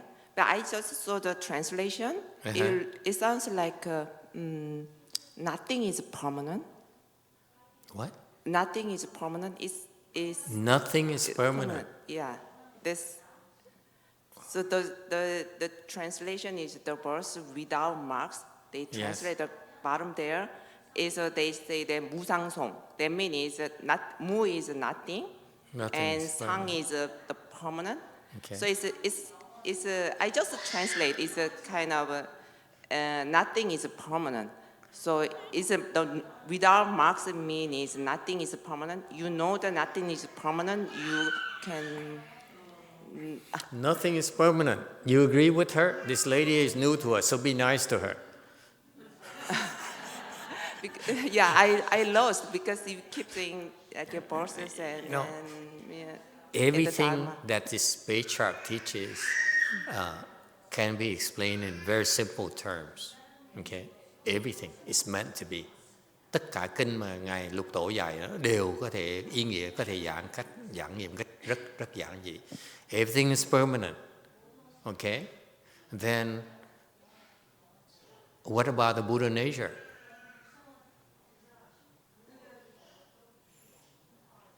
The Buddha nature is permanent. It's permanent. Huh? You now you're depriving me of my Buddha nature. Cô này cô nói không có gì mà nó thường trực. Thầy nói như vậy, Phật tánh nó thường trực. Rồi cô nói không có gì hết là thầy mất cái Phật tánh rồi. I'm not happy. You make me, I cannot have my Buddha nature. Okay? I'm sorry. I must disagree.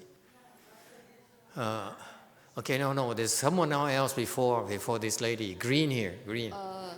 Was Uphold by following your good known advisors' teachings? I'm sorry? Following Uphold by following your good known advisors' teachings. What? What this lady is talking about? It sounds like Hebrew to me. Repeat that, please, for those of us who are English speaking.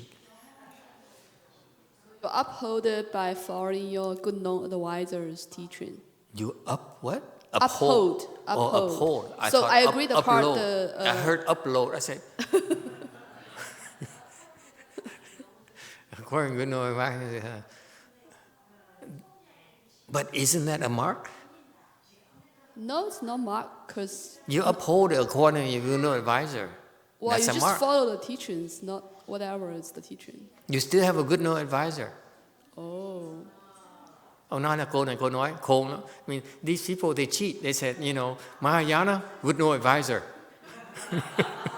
You new people, you don't know. These people we've been brainwashing them. We tell them Mahayana is good no advisor, good no advisor. They open the same thing, good no advisor. Cái đại thừa mình thấy thầy nhổ sọ từ đó rồi. Học trò thầy nói là cứ đại thừa mình là theo thiền tri thức. Bây giờ đụng cái là hỏi có vấn đề gì thiền tri thức. What we need to do, good no advisor. And that's a mark right there, a good no advisor. Tại vẫn có cái tướng thiền tri thức. Okay?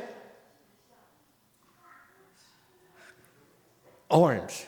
Yeah, I just a little bit confused, but I think just a few seconds that the verse leader marks meaning you don't rely on some Amitabh or Vairochana. That kind of mean any. I just confused. Just believe yourself. No, not rely on some other thing like. You're Korean. Yeah, I'm Korean. Korean. You're renouncing your Korean heritage. Yeah. And you are destroying my Chinese aspiration. I try to worship Shakyamuni Buddha, and you tell me, no, drop Shakyamuni Buddha, and also drop my Korean Vairochana. What am I then?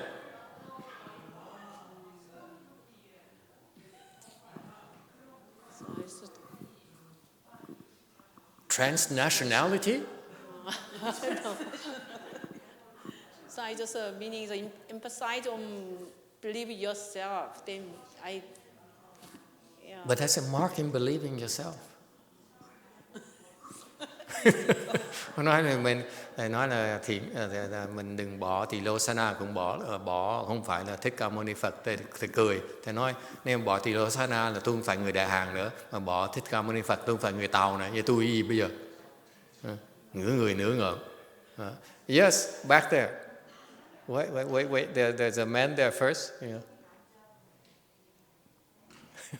Sorry, give it to him. Sorry. Blue.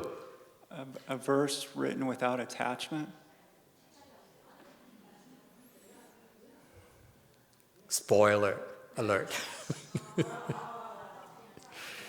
Yeah, I hate it. Don't you hate it? After half an hour, you think, oh, I was about to say $100. Spoke too soon, my friend. Nói sớm quá. Excellent. A verse of no marks means that don't be attached to it. The verse I'm about to give you, don't be attached to it. It's no big deal. Ngài cái bài thơ này, Ngài nói là ta sắp nói bài thơ này, mà đừng có chấp nữa. He says this is very important. We eradicate, accumulated aeons, confusion, offenses as soon as it's spoken. Okay? But don't be attached to it.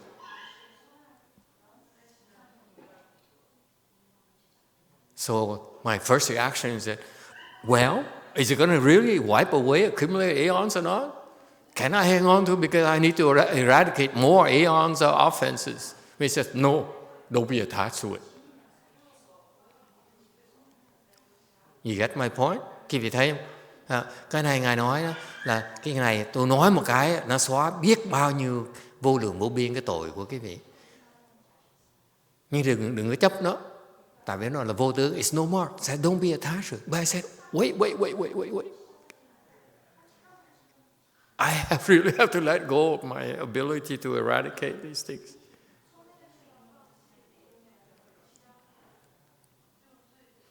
Thành mình biết là nó xóa, mình không được chấp nó. Yes? But still, how do you uphold it by not attaching to it? How can you uphold it without being attached to it?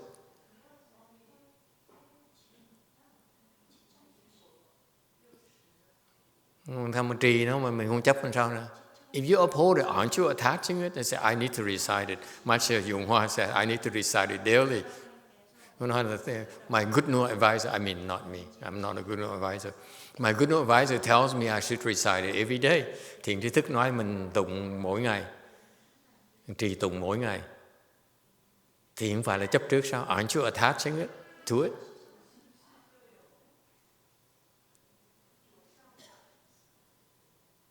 Huh? No? This is a new way where I recite, but I don't attach to it. Yeah? If you do habitually and they make like your daily routine without like, force yourself to do it, like, not thinking about it, just do it. This person speaks with a total lack of conviction. You just sort of do it and you don't attach to it.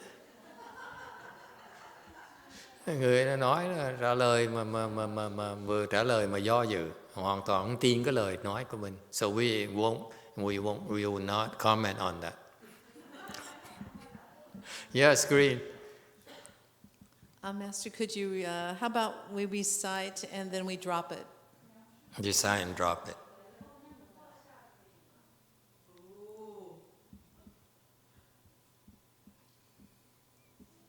So you can eat a cake, and then how you drop a cake after you eat it?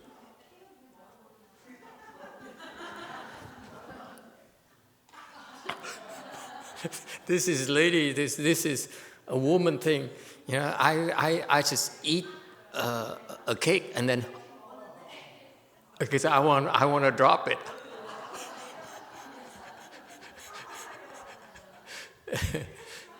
Thì nó là giống thì hỏi ngược lại, mình tụng xong mình bỏ xả nó. Thầy nói giống như cô nói bây giờ cô ăn xong cô nói tôi muốn bỏ cái đồ ăn ra, bây giờ thấy nó thọc vào cổ họng hả? Okay, anyone else? Yes, back there, black. Mình ăn mình không có nhai, mình không có chấp, mình ăn xong mình nhả ra. It says chew but then spit it out. Chồng nó phá sản. That's why the husband is going bankrupt. Yeah? Yes, sir.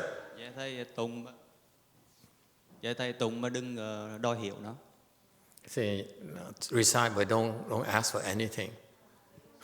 And then that's why he cannot, he's still single. Cái nào tụng mà mình đừng có đòi hết, thì nói bởi người còn độc thân. You better change, you want to be married, you better change. Muốn lập gia đình phải đổi cái lập trường đi em ơi. Anyone else? Huh? Okay, 10th iteration for Green. No, actually, I want to just clarify the question I had. It's not upholding the reciting part, but uphold the words. So basically, like the act according to the words. That part, how do you do it without attachment? I mean, to uphold the markless words. I don't know what she's talking about.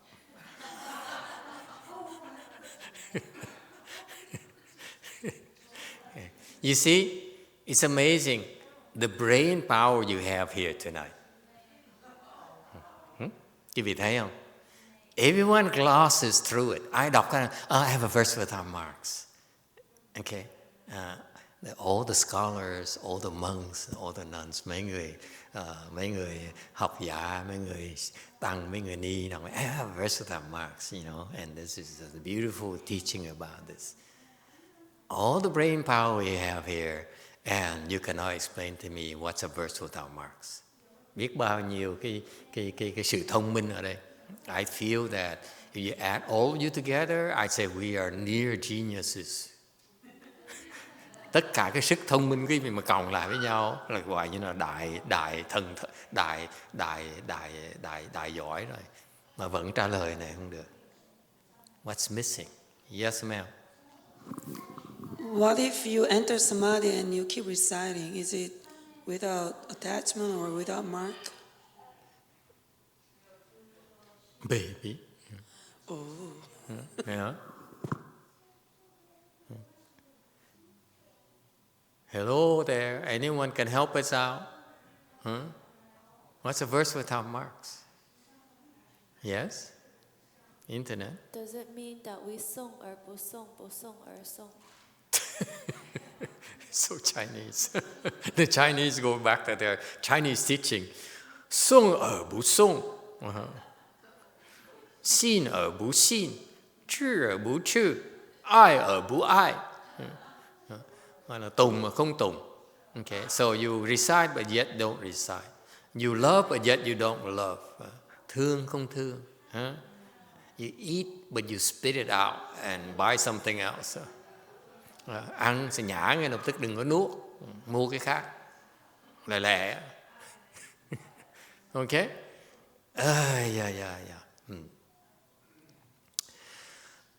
Verse without marks, meaning that this verse here, I bother explaining it to you because it has very important things for you. Okay, that's why I'm writing a verse, because I'm repeating, I'm reiterating the principles I just talked to you in this entire chapter. Cái bài thơ này, bài kệ này, tôi đang lặp lại những cái lời mà tôi dạy qua trong cái phẩm này. So far so good. He's repeating the teachings. He's summarizing the key teachings here of this chapter. Ngài đang dạy cái tinh túy của cái phẩm này. So far so good. That's what he says. I'm repeating it. I'm reiterating for you. Lặp lại because it's very important. Rất quan trọng. That's why I need to repeat it for you. Lặp lại. Tại nó rất quan trọng. That's right? It's a verse. That's what a verse is. And then without marks. Để nó còn vô tướng nữa. Okay? Without marks means that even though it's important, mặc dù nó quan trọng, but you should not have any attachment whatsoever. Mặc dù nó quan trọng, nhưng đều quý vị không nên chấp vào cái đó bất cứ gì hết. For example, ví dụ, a commonplace for people to say, I know Mahayana, I know the superior Dharma. Người ta đó, thông thường người ta khi học cái Pháp, Đại Pháp, người ta rất hãnh diện. They're proud, they say, me, Mahayana. Tôi là Đại Thừa. Me, Mahayana. What is that called? Gọi là gì? Attachment to Mahayana, to me, Mahayana. Okay? Mình là Đại Thừa. We are Mahayana. That's Mahayana marks.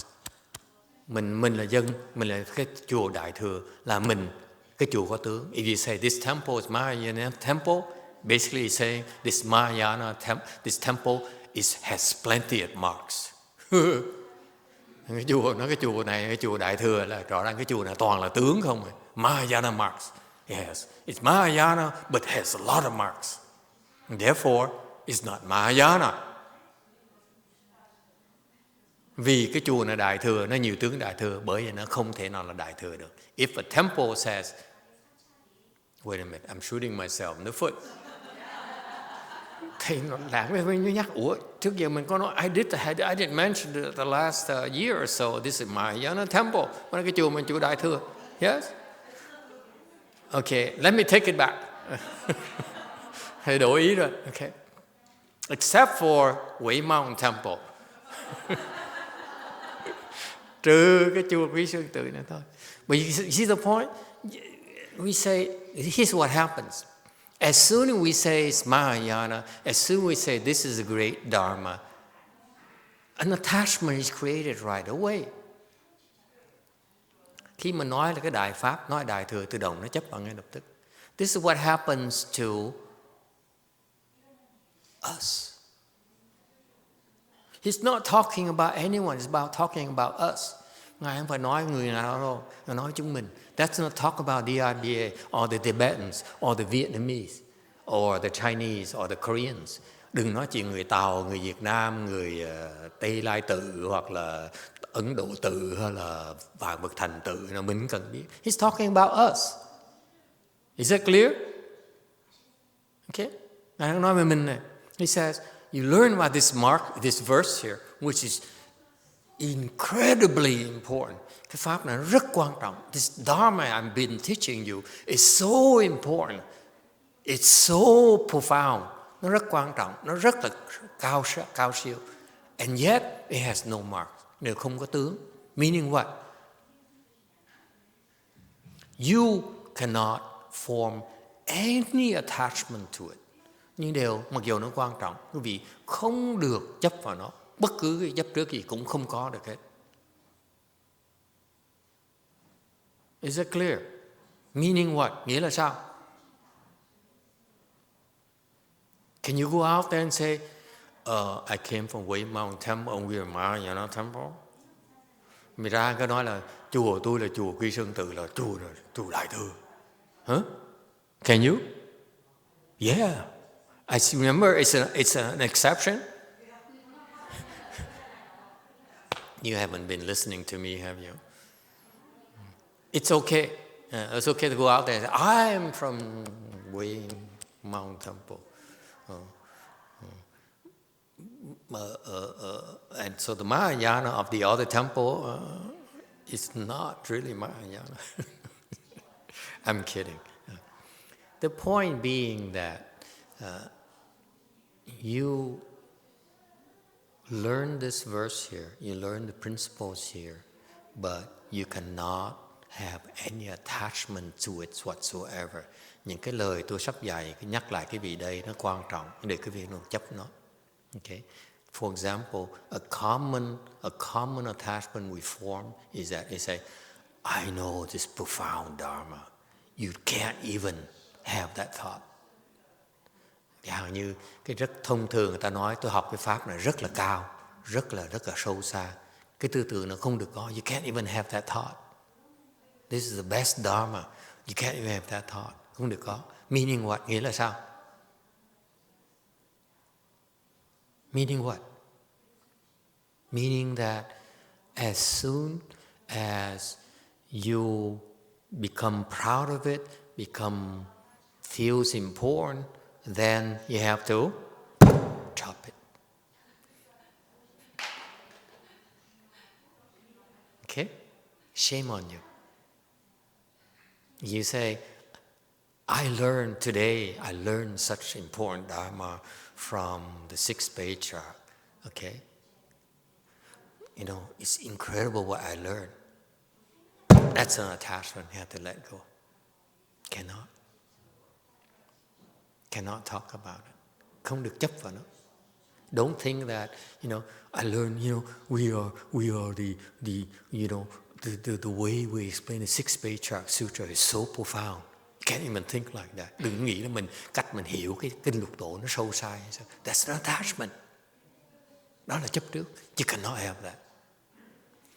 Then you understand this verse. Lúc đó quý vị mới hiểu được cái kệ này. Yes, Blue. How do we talk about this with other people if we're interested in telling them about this Dharma? I mean, it's hard to talk about without being proud, without being... You can tell this man is married. How am I going to tell my wife? Excuse me, she's here. Rõ ràng cái ông này hỏi làm sao mà tôi nói mà người ta mà không... How can you tell people such an important thing? Okay? He means, how can I tell my beloved wife about this important Dharma? Ý ông nói, thầy này thông dịch ra là ý ông nói làm sao tôi kể cho mẹ tôi, vợ thương yêu của tôi cái bài hay như vậy. How can I? How am I going to? Okay? Don't.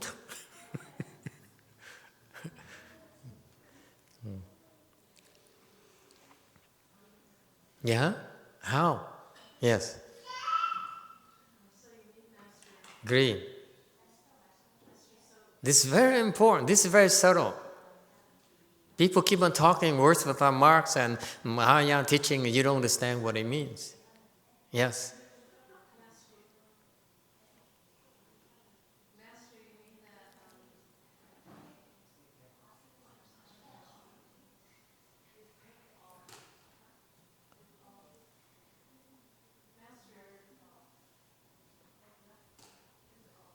Master, do you mean that then we're not to talk about it? Aren't you? If you don't talk about it to your wife, Aren't you having an attachment? Nếu mà không nói cho vợ mình nghe thì không phải mình có chấp trước gì hết, right? You're not attached from the fact that I can't talk about it. Mình chấp vào cái mình nói không được. It's funny how you smart people have so many attachments. Rõ ràng cái vị càng thông minh chừng nào càng chấp trước chừng đấy. You're so smart. All your answers are so smart, and yet full of attachments. Trả lời nào thông minh, every single answer of you so brilliant. Câu hỏi này cũng hay dễ sợ, mà nó vẫn còn chấp trước như thường. Isn't that fascinating? You think you understand, mà vẫn nghĩ là mình hiểu như thường. Yes. So, what to do? Sao bây giờ? Master, are you talking about how your mind has so many thoughts and the ideal thing should be to have no thoughts at all, like how in your book you said it's like a mirror, and if you keep on wiping away the negative thoughts, it's like a shiny mirror at the end, and you can attain bliss? We're getting there. Very good. Okay. So what it is that this verse with our marks here is a call. The Patriarch is teaching this as a practice, not understanding. Okay? Cái Ngài dạy cái này, một cái kệ không có tướng này là nói về cái cách sử dụng, chứ không phải là cái tri kiến. If you look at this as a verse with our marks, as a body of knowledge, then you have an attachment right away. Is it clear? Khi mà quý vị thấy cái bài kệ này nó vô tướng, that concept itself is an attachment. Right? So how do you have without attachment? Làm sao không có tướng bây giờ? By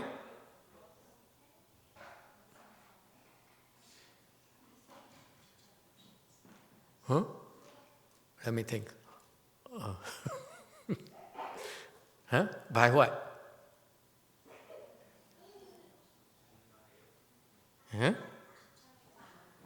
Green. So yes. Maybe you just practice it, and then it's not a fixed thing that you attach to. You just practice according to the conditions. All right. I'm about to tell you something very important, and my disciples are taught already. Better shut up. Okay. Yes, Black. Cái tùng ta mới đừng có đòi hiểu, tại vì hiểu không nổi. He says, recite, but don't try to understand, because you cannot understand. That's an attachment too. Vẫn còn attachment. He says, I recite, I will not try to understand. So he's attached to not understanding this thing. Okay? Tùng mà không đòi hiểu là vẫn còn cái attachment trong đó, vẫn còn chấp trước như thường. Okay? So how do you do this? Yes, Andres is a new disciple, so it's okay. So it's middle way.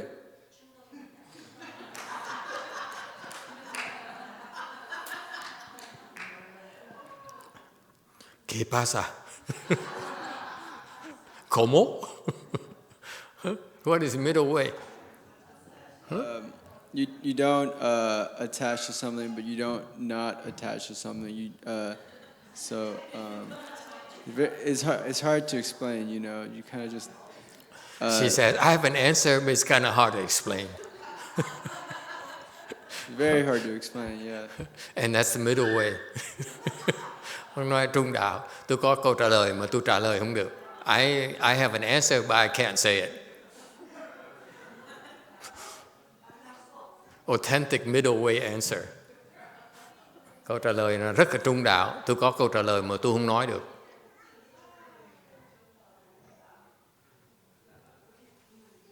Go back to your tacos. Jeez. Okay, anyone else? Okay. Okay. A verse without marks. Okay, this concept here is not clearly explained by the Chinese. Cái quan niệm này người Tàu không giảng rõ ràng. Let's explain it in plain English for the rest of you. How's that? Okay. Giờ ngày hôm nay, today we explain it in plain English so that they cannot claim this is a Chinese Dharma anymore. Yes? Okay. No offense to the Chinese. Because I have yet to read any Chinese explanation that makes sense about this verse without marks. Everyone ignores this, but this is the verse without marks here means that this verse here contains very important information. Okay, cái kệ này không có tướng, nghĩa là cái kệ nó có rất cái lời dạy rất quan trọng. But you can have no attachment to this important teaching. Nhưng để không được chấp vào những cái lời dạy quan trọng này. Meaning that if you see any attachment at all to information in this verse, you need to chop it. That's what it means. Okay. Là khi quý vị nghe cái bài kệ này xong rồi mà có những cái chấp trước gì vì cái lời nghe này, vì cái hiểu biết này, phải chặt nó ngay lập tức. So it's an ongoing process. Đây là một cái làm. For example, ví dụ, someone says, how am I going to explain to my wife? I mean, how am I going to explain it? Okay. Người mới hỏi, làm sao tôi giảng bây giờ? Okay. You explain it, okay? And then what? And you unexplain it.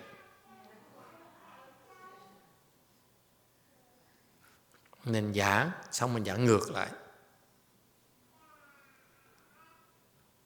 Okay? Mahayana is like someone said earlier, is middle way, meaning that yes, and it's no. Yes, important, but don't be attached to it. Yes, it's critical, but if you don't make it, it's okay too.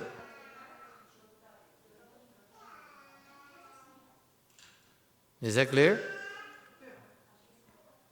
You explain it. If they get it, fine. They don't get it, big deal. Mình chỉ đã nói thôi. You just explain. If they get it, fine. You're not attached to when you explain. The first reaction you have is that I explain. You get it? Huh? I sit here every night. I look at you and say, do you get it? Do you get it? Huh? After 2 hours, you still don't get it? And that's an attachment. That's why all my teachings are with marks. Okay? So people, when they know this thing here, okay, they act upon it, it creates attachments. So this process, the Patriarch's teaching is that you do whatever you do with it, you should not form any attachment whatsoever.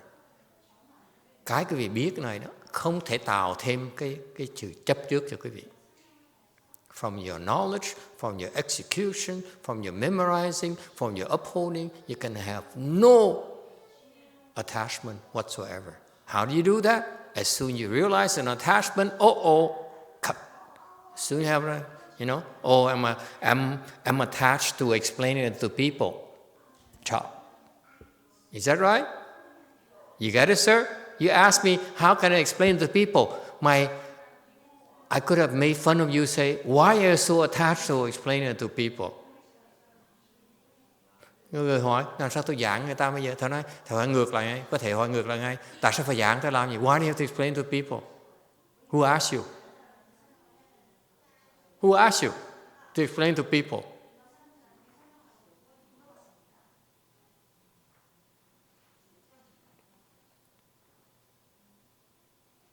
Does it make sense to you? Nghe có lý là không? It's ongoing. A verse with our mark is that this is a process where you know, but as soon as this knowledge here, the most important part of this knowledge here is for you to check yourself. Does this knowledge create attachments for me? And you chop it. Any kind of attachment, you chop it. This is authentic Mahayana teachings. You will not find anything more profound than this Mahayana teaching. Because you learn about the Shranga mantra, you say, this is the best mantra in the world. Don't you? I just told you. Quý vị thấy cái pháp này dễ sợ lắm. Cái pháp này là quý vị là đại thừa pháp. Tại vì hồi này là quý vị không thể nào có chấp trước được. Có nghĩa hồi nãy thầy giảng, thầy nói quý vị tùng chú Lăng Nghiêm là cái đại chú Lăng Nghiêm, là nó tự động cái đó nó có cái sự chấp trước, là cái này lại cái chú mạnh nhất. See, when I taught you about Shranga mantra, immediately in your mind said, this is the most powerful mantra in the world. Yes? Yes or no? You attach your knowledge immediately. That is inferior to you knowing about it and then even if you know it's the most powerful mantra, big deal. Drop it right away. Biết để mà vất nó. You know, throw it out.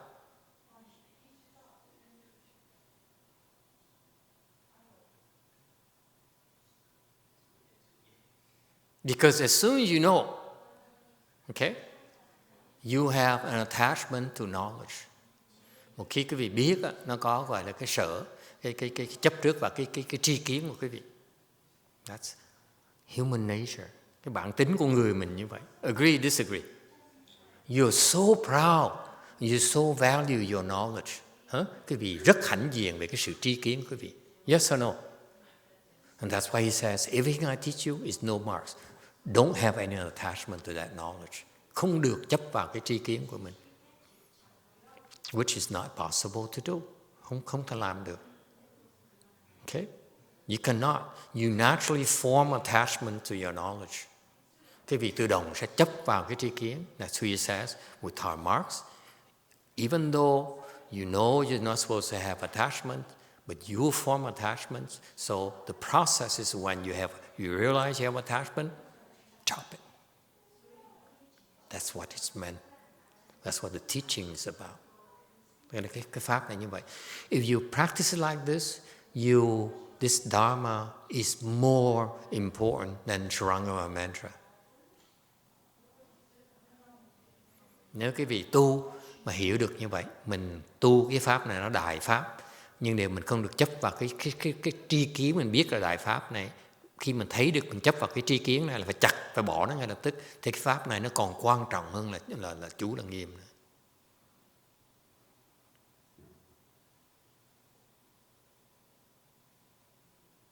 Is that clear?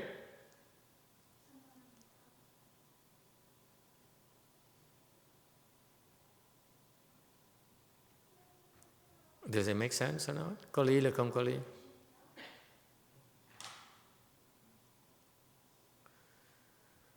I don't think I was able to explain it, but I assume you understand it. Thầy nghĩ thầy giảng không nổi, nhưng thầy hy vọng quý vị hiểu được cái giả đò. I'm going to pretend you got it. Thành ra thầy giả đò cái Nam Bộ như là quý vị hiểu được. Okay. We spent an hour explaining about this. Bỏ một tiếng đồng hồ. And after I look, can you get it? Bỏ một tiếng giảng xong hỏi quý vị hiểu không? Do you get it?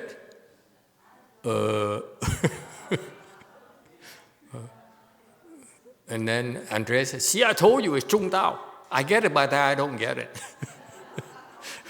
Thì ông này trả lời, tôi hiểu nhưng tôi không hiểu. Do you get it or not? Okay?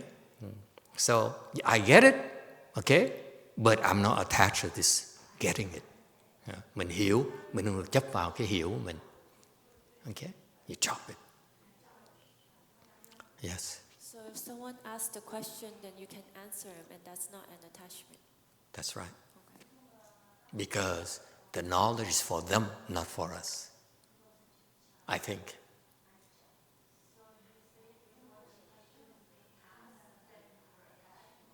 No.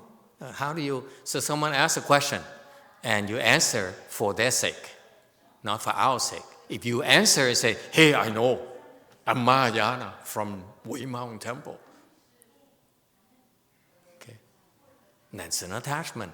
Then you don't understand the Wei Mountain Temple Dharma at all. It's not my fault.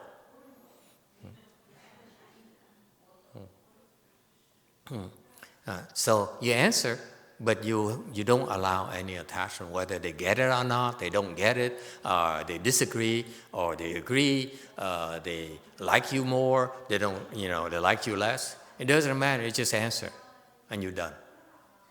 Okay? Mình trả lời thôi, mình không đòi là người ta phải hiểu, hoặc là người ta không hiểu, hoặc là mình có lý, hay là người ta không có lý, hoặc mình có lý hơn ông thầy khác là I know more than the other monk, or I know less than the other monk. It doesn't matter. You just answer, and you're done. Yes. What about attachment to compassion for all living things? Where does one draw the line? What about compassion on all living things? Cái từ bi với người sao? Eventually you have to drop that too. If you want to become a Buddha, you have to drop that as well. Cái vị mà muốn còn từ bi, cái vị đương nhiên phải từ bi. Đến lúc nào đó cái vị phải bỏ, up to a certain point, there's no more compassion. Nó không còn từ bi nữa. No more kindness, no more compassion. But until then, you better be kind and compassionate, especially to your master. Lúc nào đó cái vị phải bỏ từ bi luôn nữa. Để hiện bây giờ trước khi mà tới đó, cái vị you practice your kindness and compassion at Wei Mountain Temple first, and then some point in time you will have to drop that as well.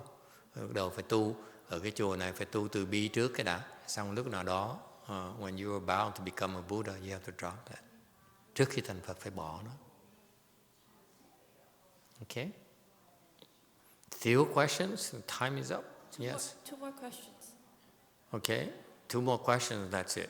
When you walk the Bodhisattva path, I guess when you become a Bodhisattva, does someone need to ask you for dharmas for you to share, or is it part of your Bodhi mind to cross over living beings? You practice, mình tu, mình mà người ta trả lời, mình phải dạy người ta là sao? I don't know about the other monks and nuns, but I personally have nothing to offer. Đối với thầy không biết mấy cô nghĩ sao, thầy không có gì đó. I really don't know anything. Thầy không biết gì hết. Okay? I really believe I don't know anything. Thực sự thầy không biết gì hết. What I told you tonight is because Master Wei Neng says, I have a versatile marks. I have to explain to you what it is. But I have no verse without marks even. Lý do ngày hôm nay thầy giảng cái gì về cái bài kệ mà không có tướng là tại vì Ngài Huệ Năng nói, thầy phải giảng với quý vị. Còn hỏi thầy, someone might ask me, so you seem to understand. You have a verse without marks for me? I said, no. Get it from Master Hui Neng. I don't have any verse without marks. Okay? Thành ra, really, I have nothing. Không có gì hết. Okay. All right. Last question. Question is from David Lee in Korea. How can we obtain Su Ming Tong, the penetration of knowing past lives? I don't have Su Ming Tong, so you asked the wrong person. Hỏi làm sao mà tôi được túc mạng thông. Thầy nói thầy không có túc mạng thông, thầy không biết. Okay, sorry. You should go to other people who know, because I don't know, so I can't teach you. Hỏi người khác. thầy không biết, thầy không dạy cái vị được. And if I knew, I want to teach you either. Mà thầy mới biết là thầy cũng không muốn dạy nữa. Okay?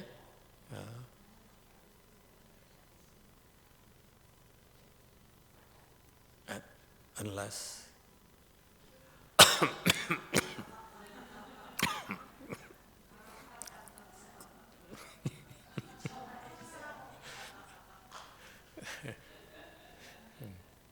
it's no big deal. Why are you so attached to so many thông? Cái người mà chấp vào cái túc mạng thông đó. Okay, I don't know. Honestly, I don't have it. Nói thật thầy không có. Okay? I don't know why I don't have it. Thầy không biết tại sao thầy không có. One thing that may be because I don't think it's a big deal. Đối với thầy nó không có. Because if you know, then like my master, he first looked at me. Thầy nhớ ngày Tiến Hóa. I remember the first time I saw him. He saw me with my late father. Thầy nhớ lúc trước mà ngài Tiến Hóa đó, ngài gặp thầy với ông thân của thầy đó at ITI, International Translation Institute, in a room about this big. Cái phòng nó lớn như vậy.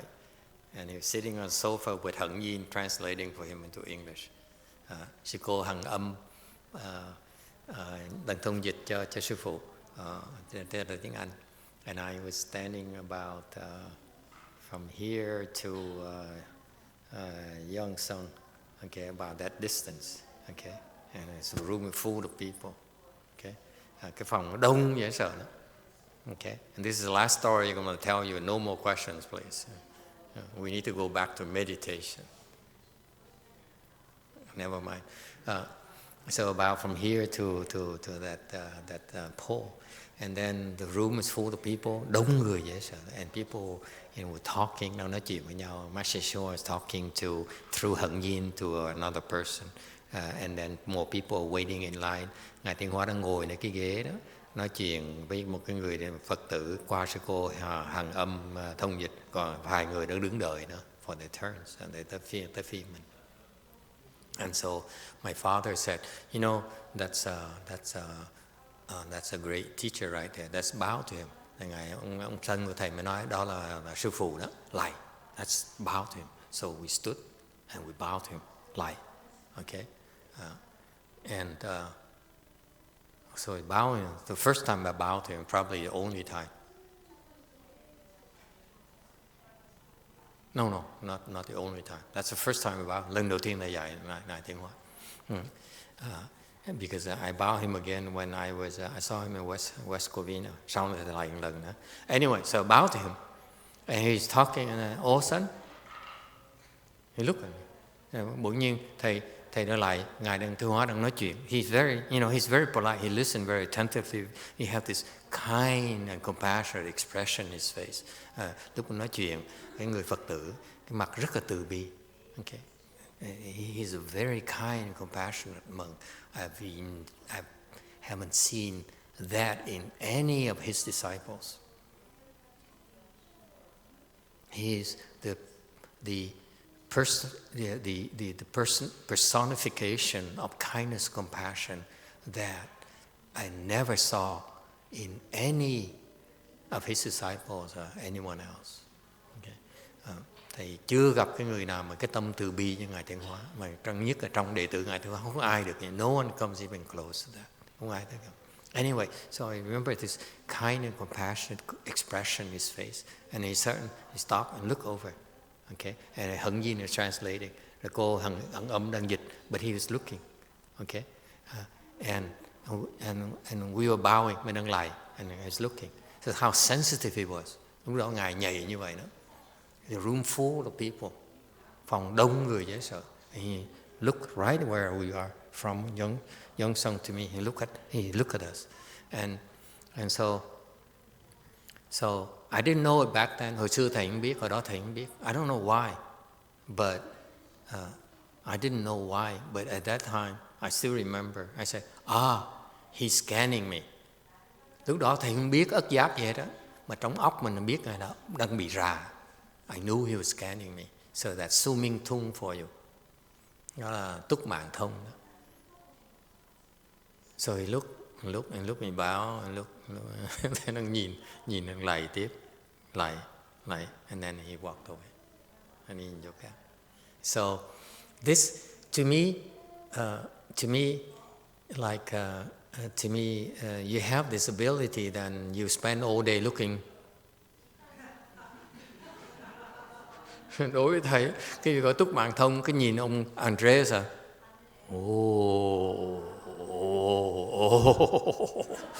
là la. Nhìn cái ông Andres ra, cái trời lắc đầu, trời ơi sao mà gớm như vậy. And look at A Lũng. Oh boy. Hells. Thấy toàn là địa ngục không? I see on the hells. Huh? And I see, look at Helen and say, oh, lovely girl. Oh, dễ thương quá. Oh, it's so cute. So you spend all day looking. Cả ngày nhìn không à? Mệt quá. It's okay. I'm just kidding, of course, because I'm jealous. Tức là thầy đùa chơi, tại thầy làm không được.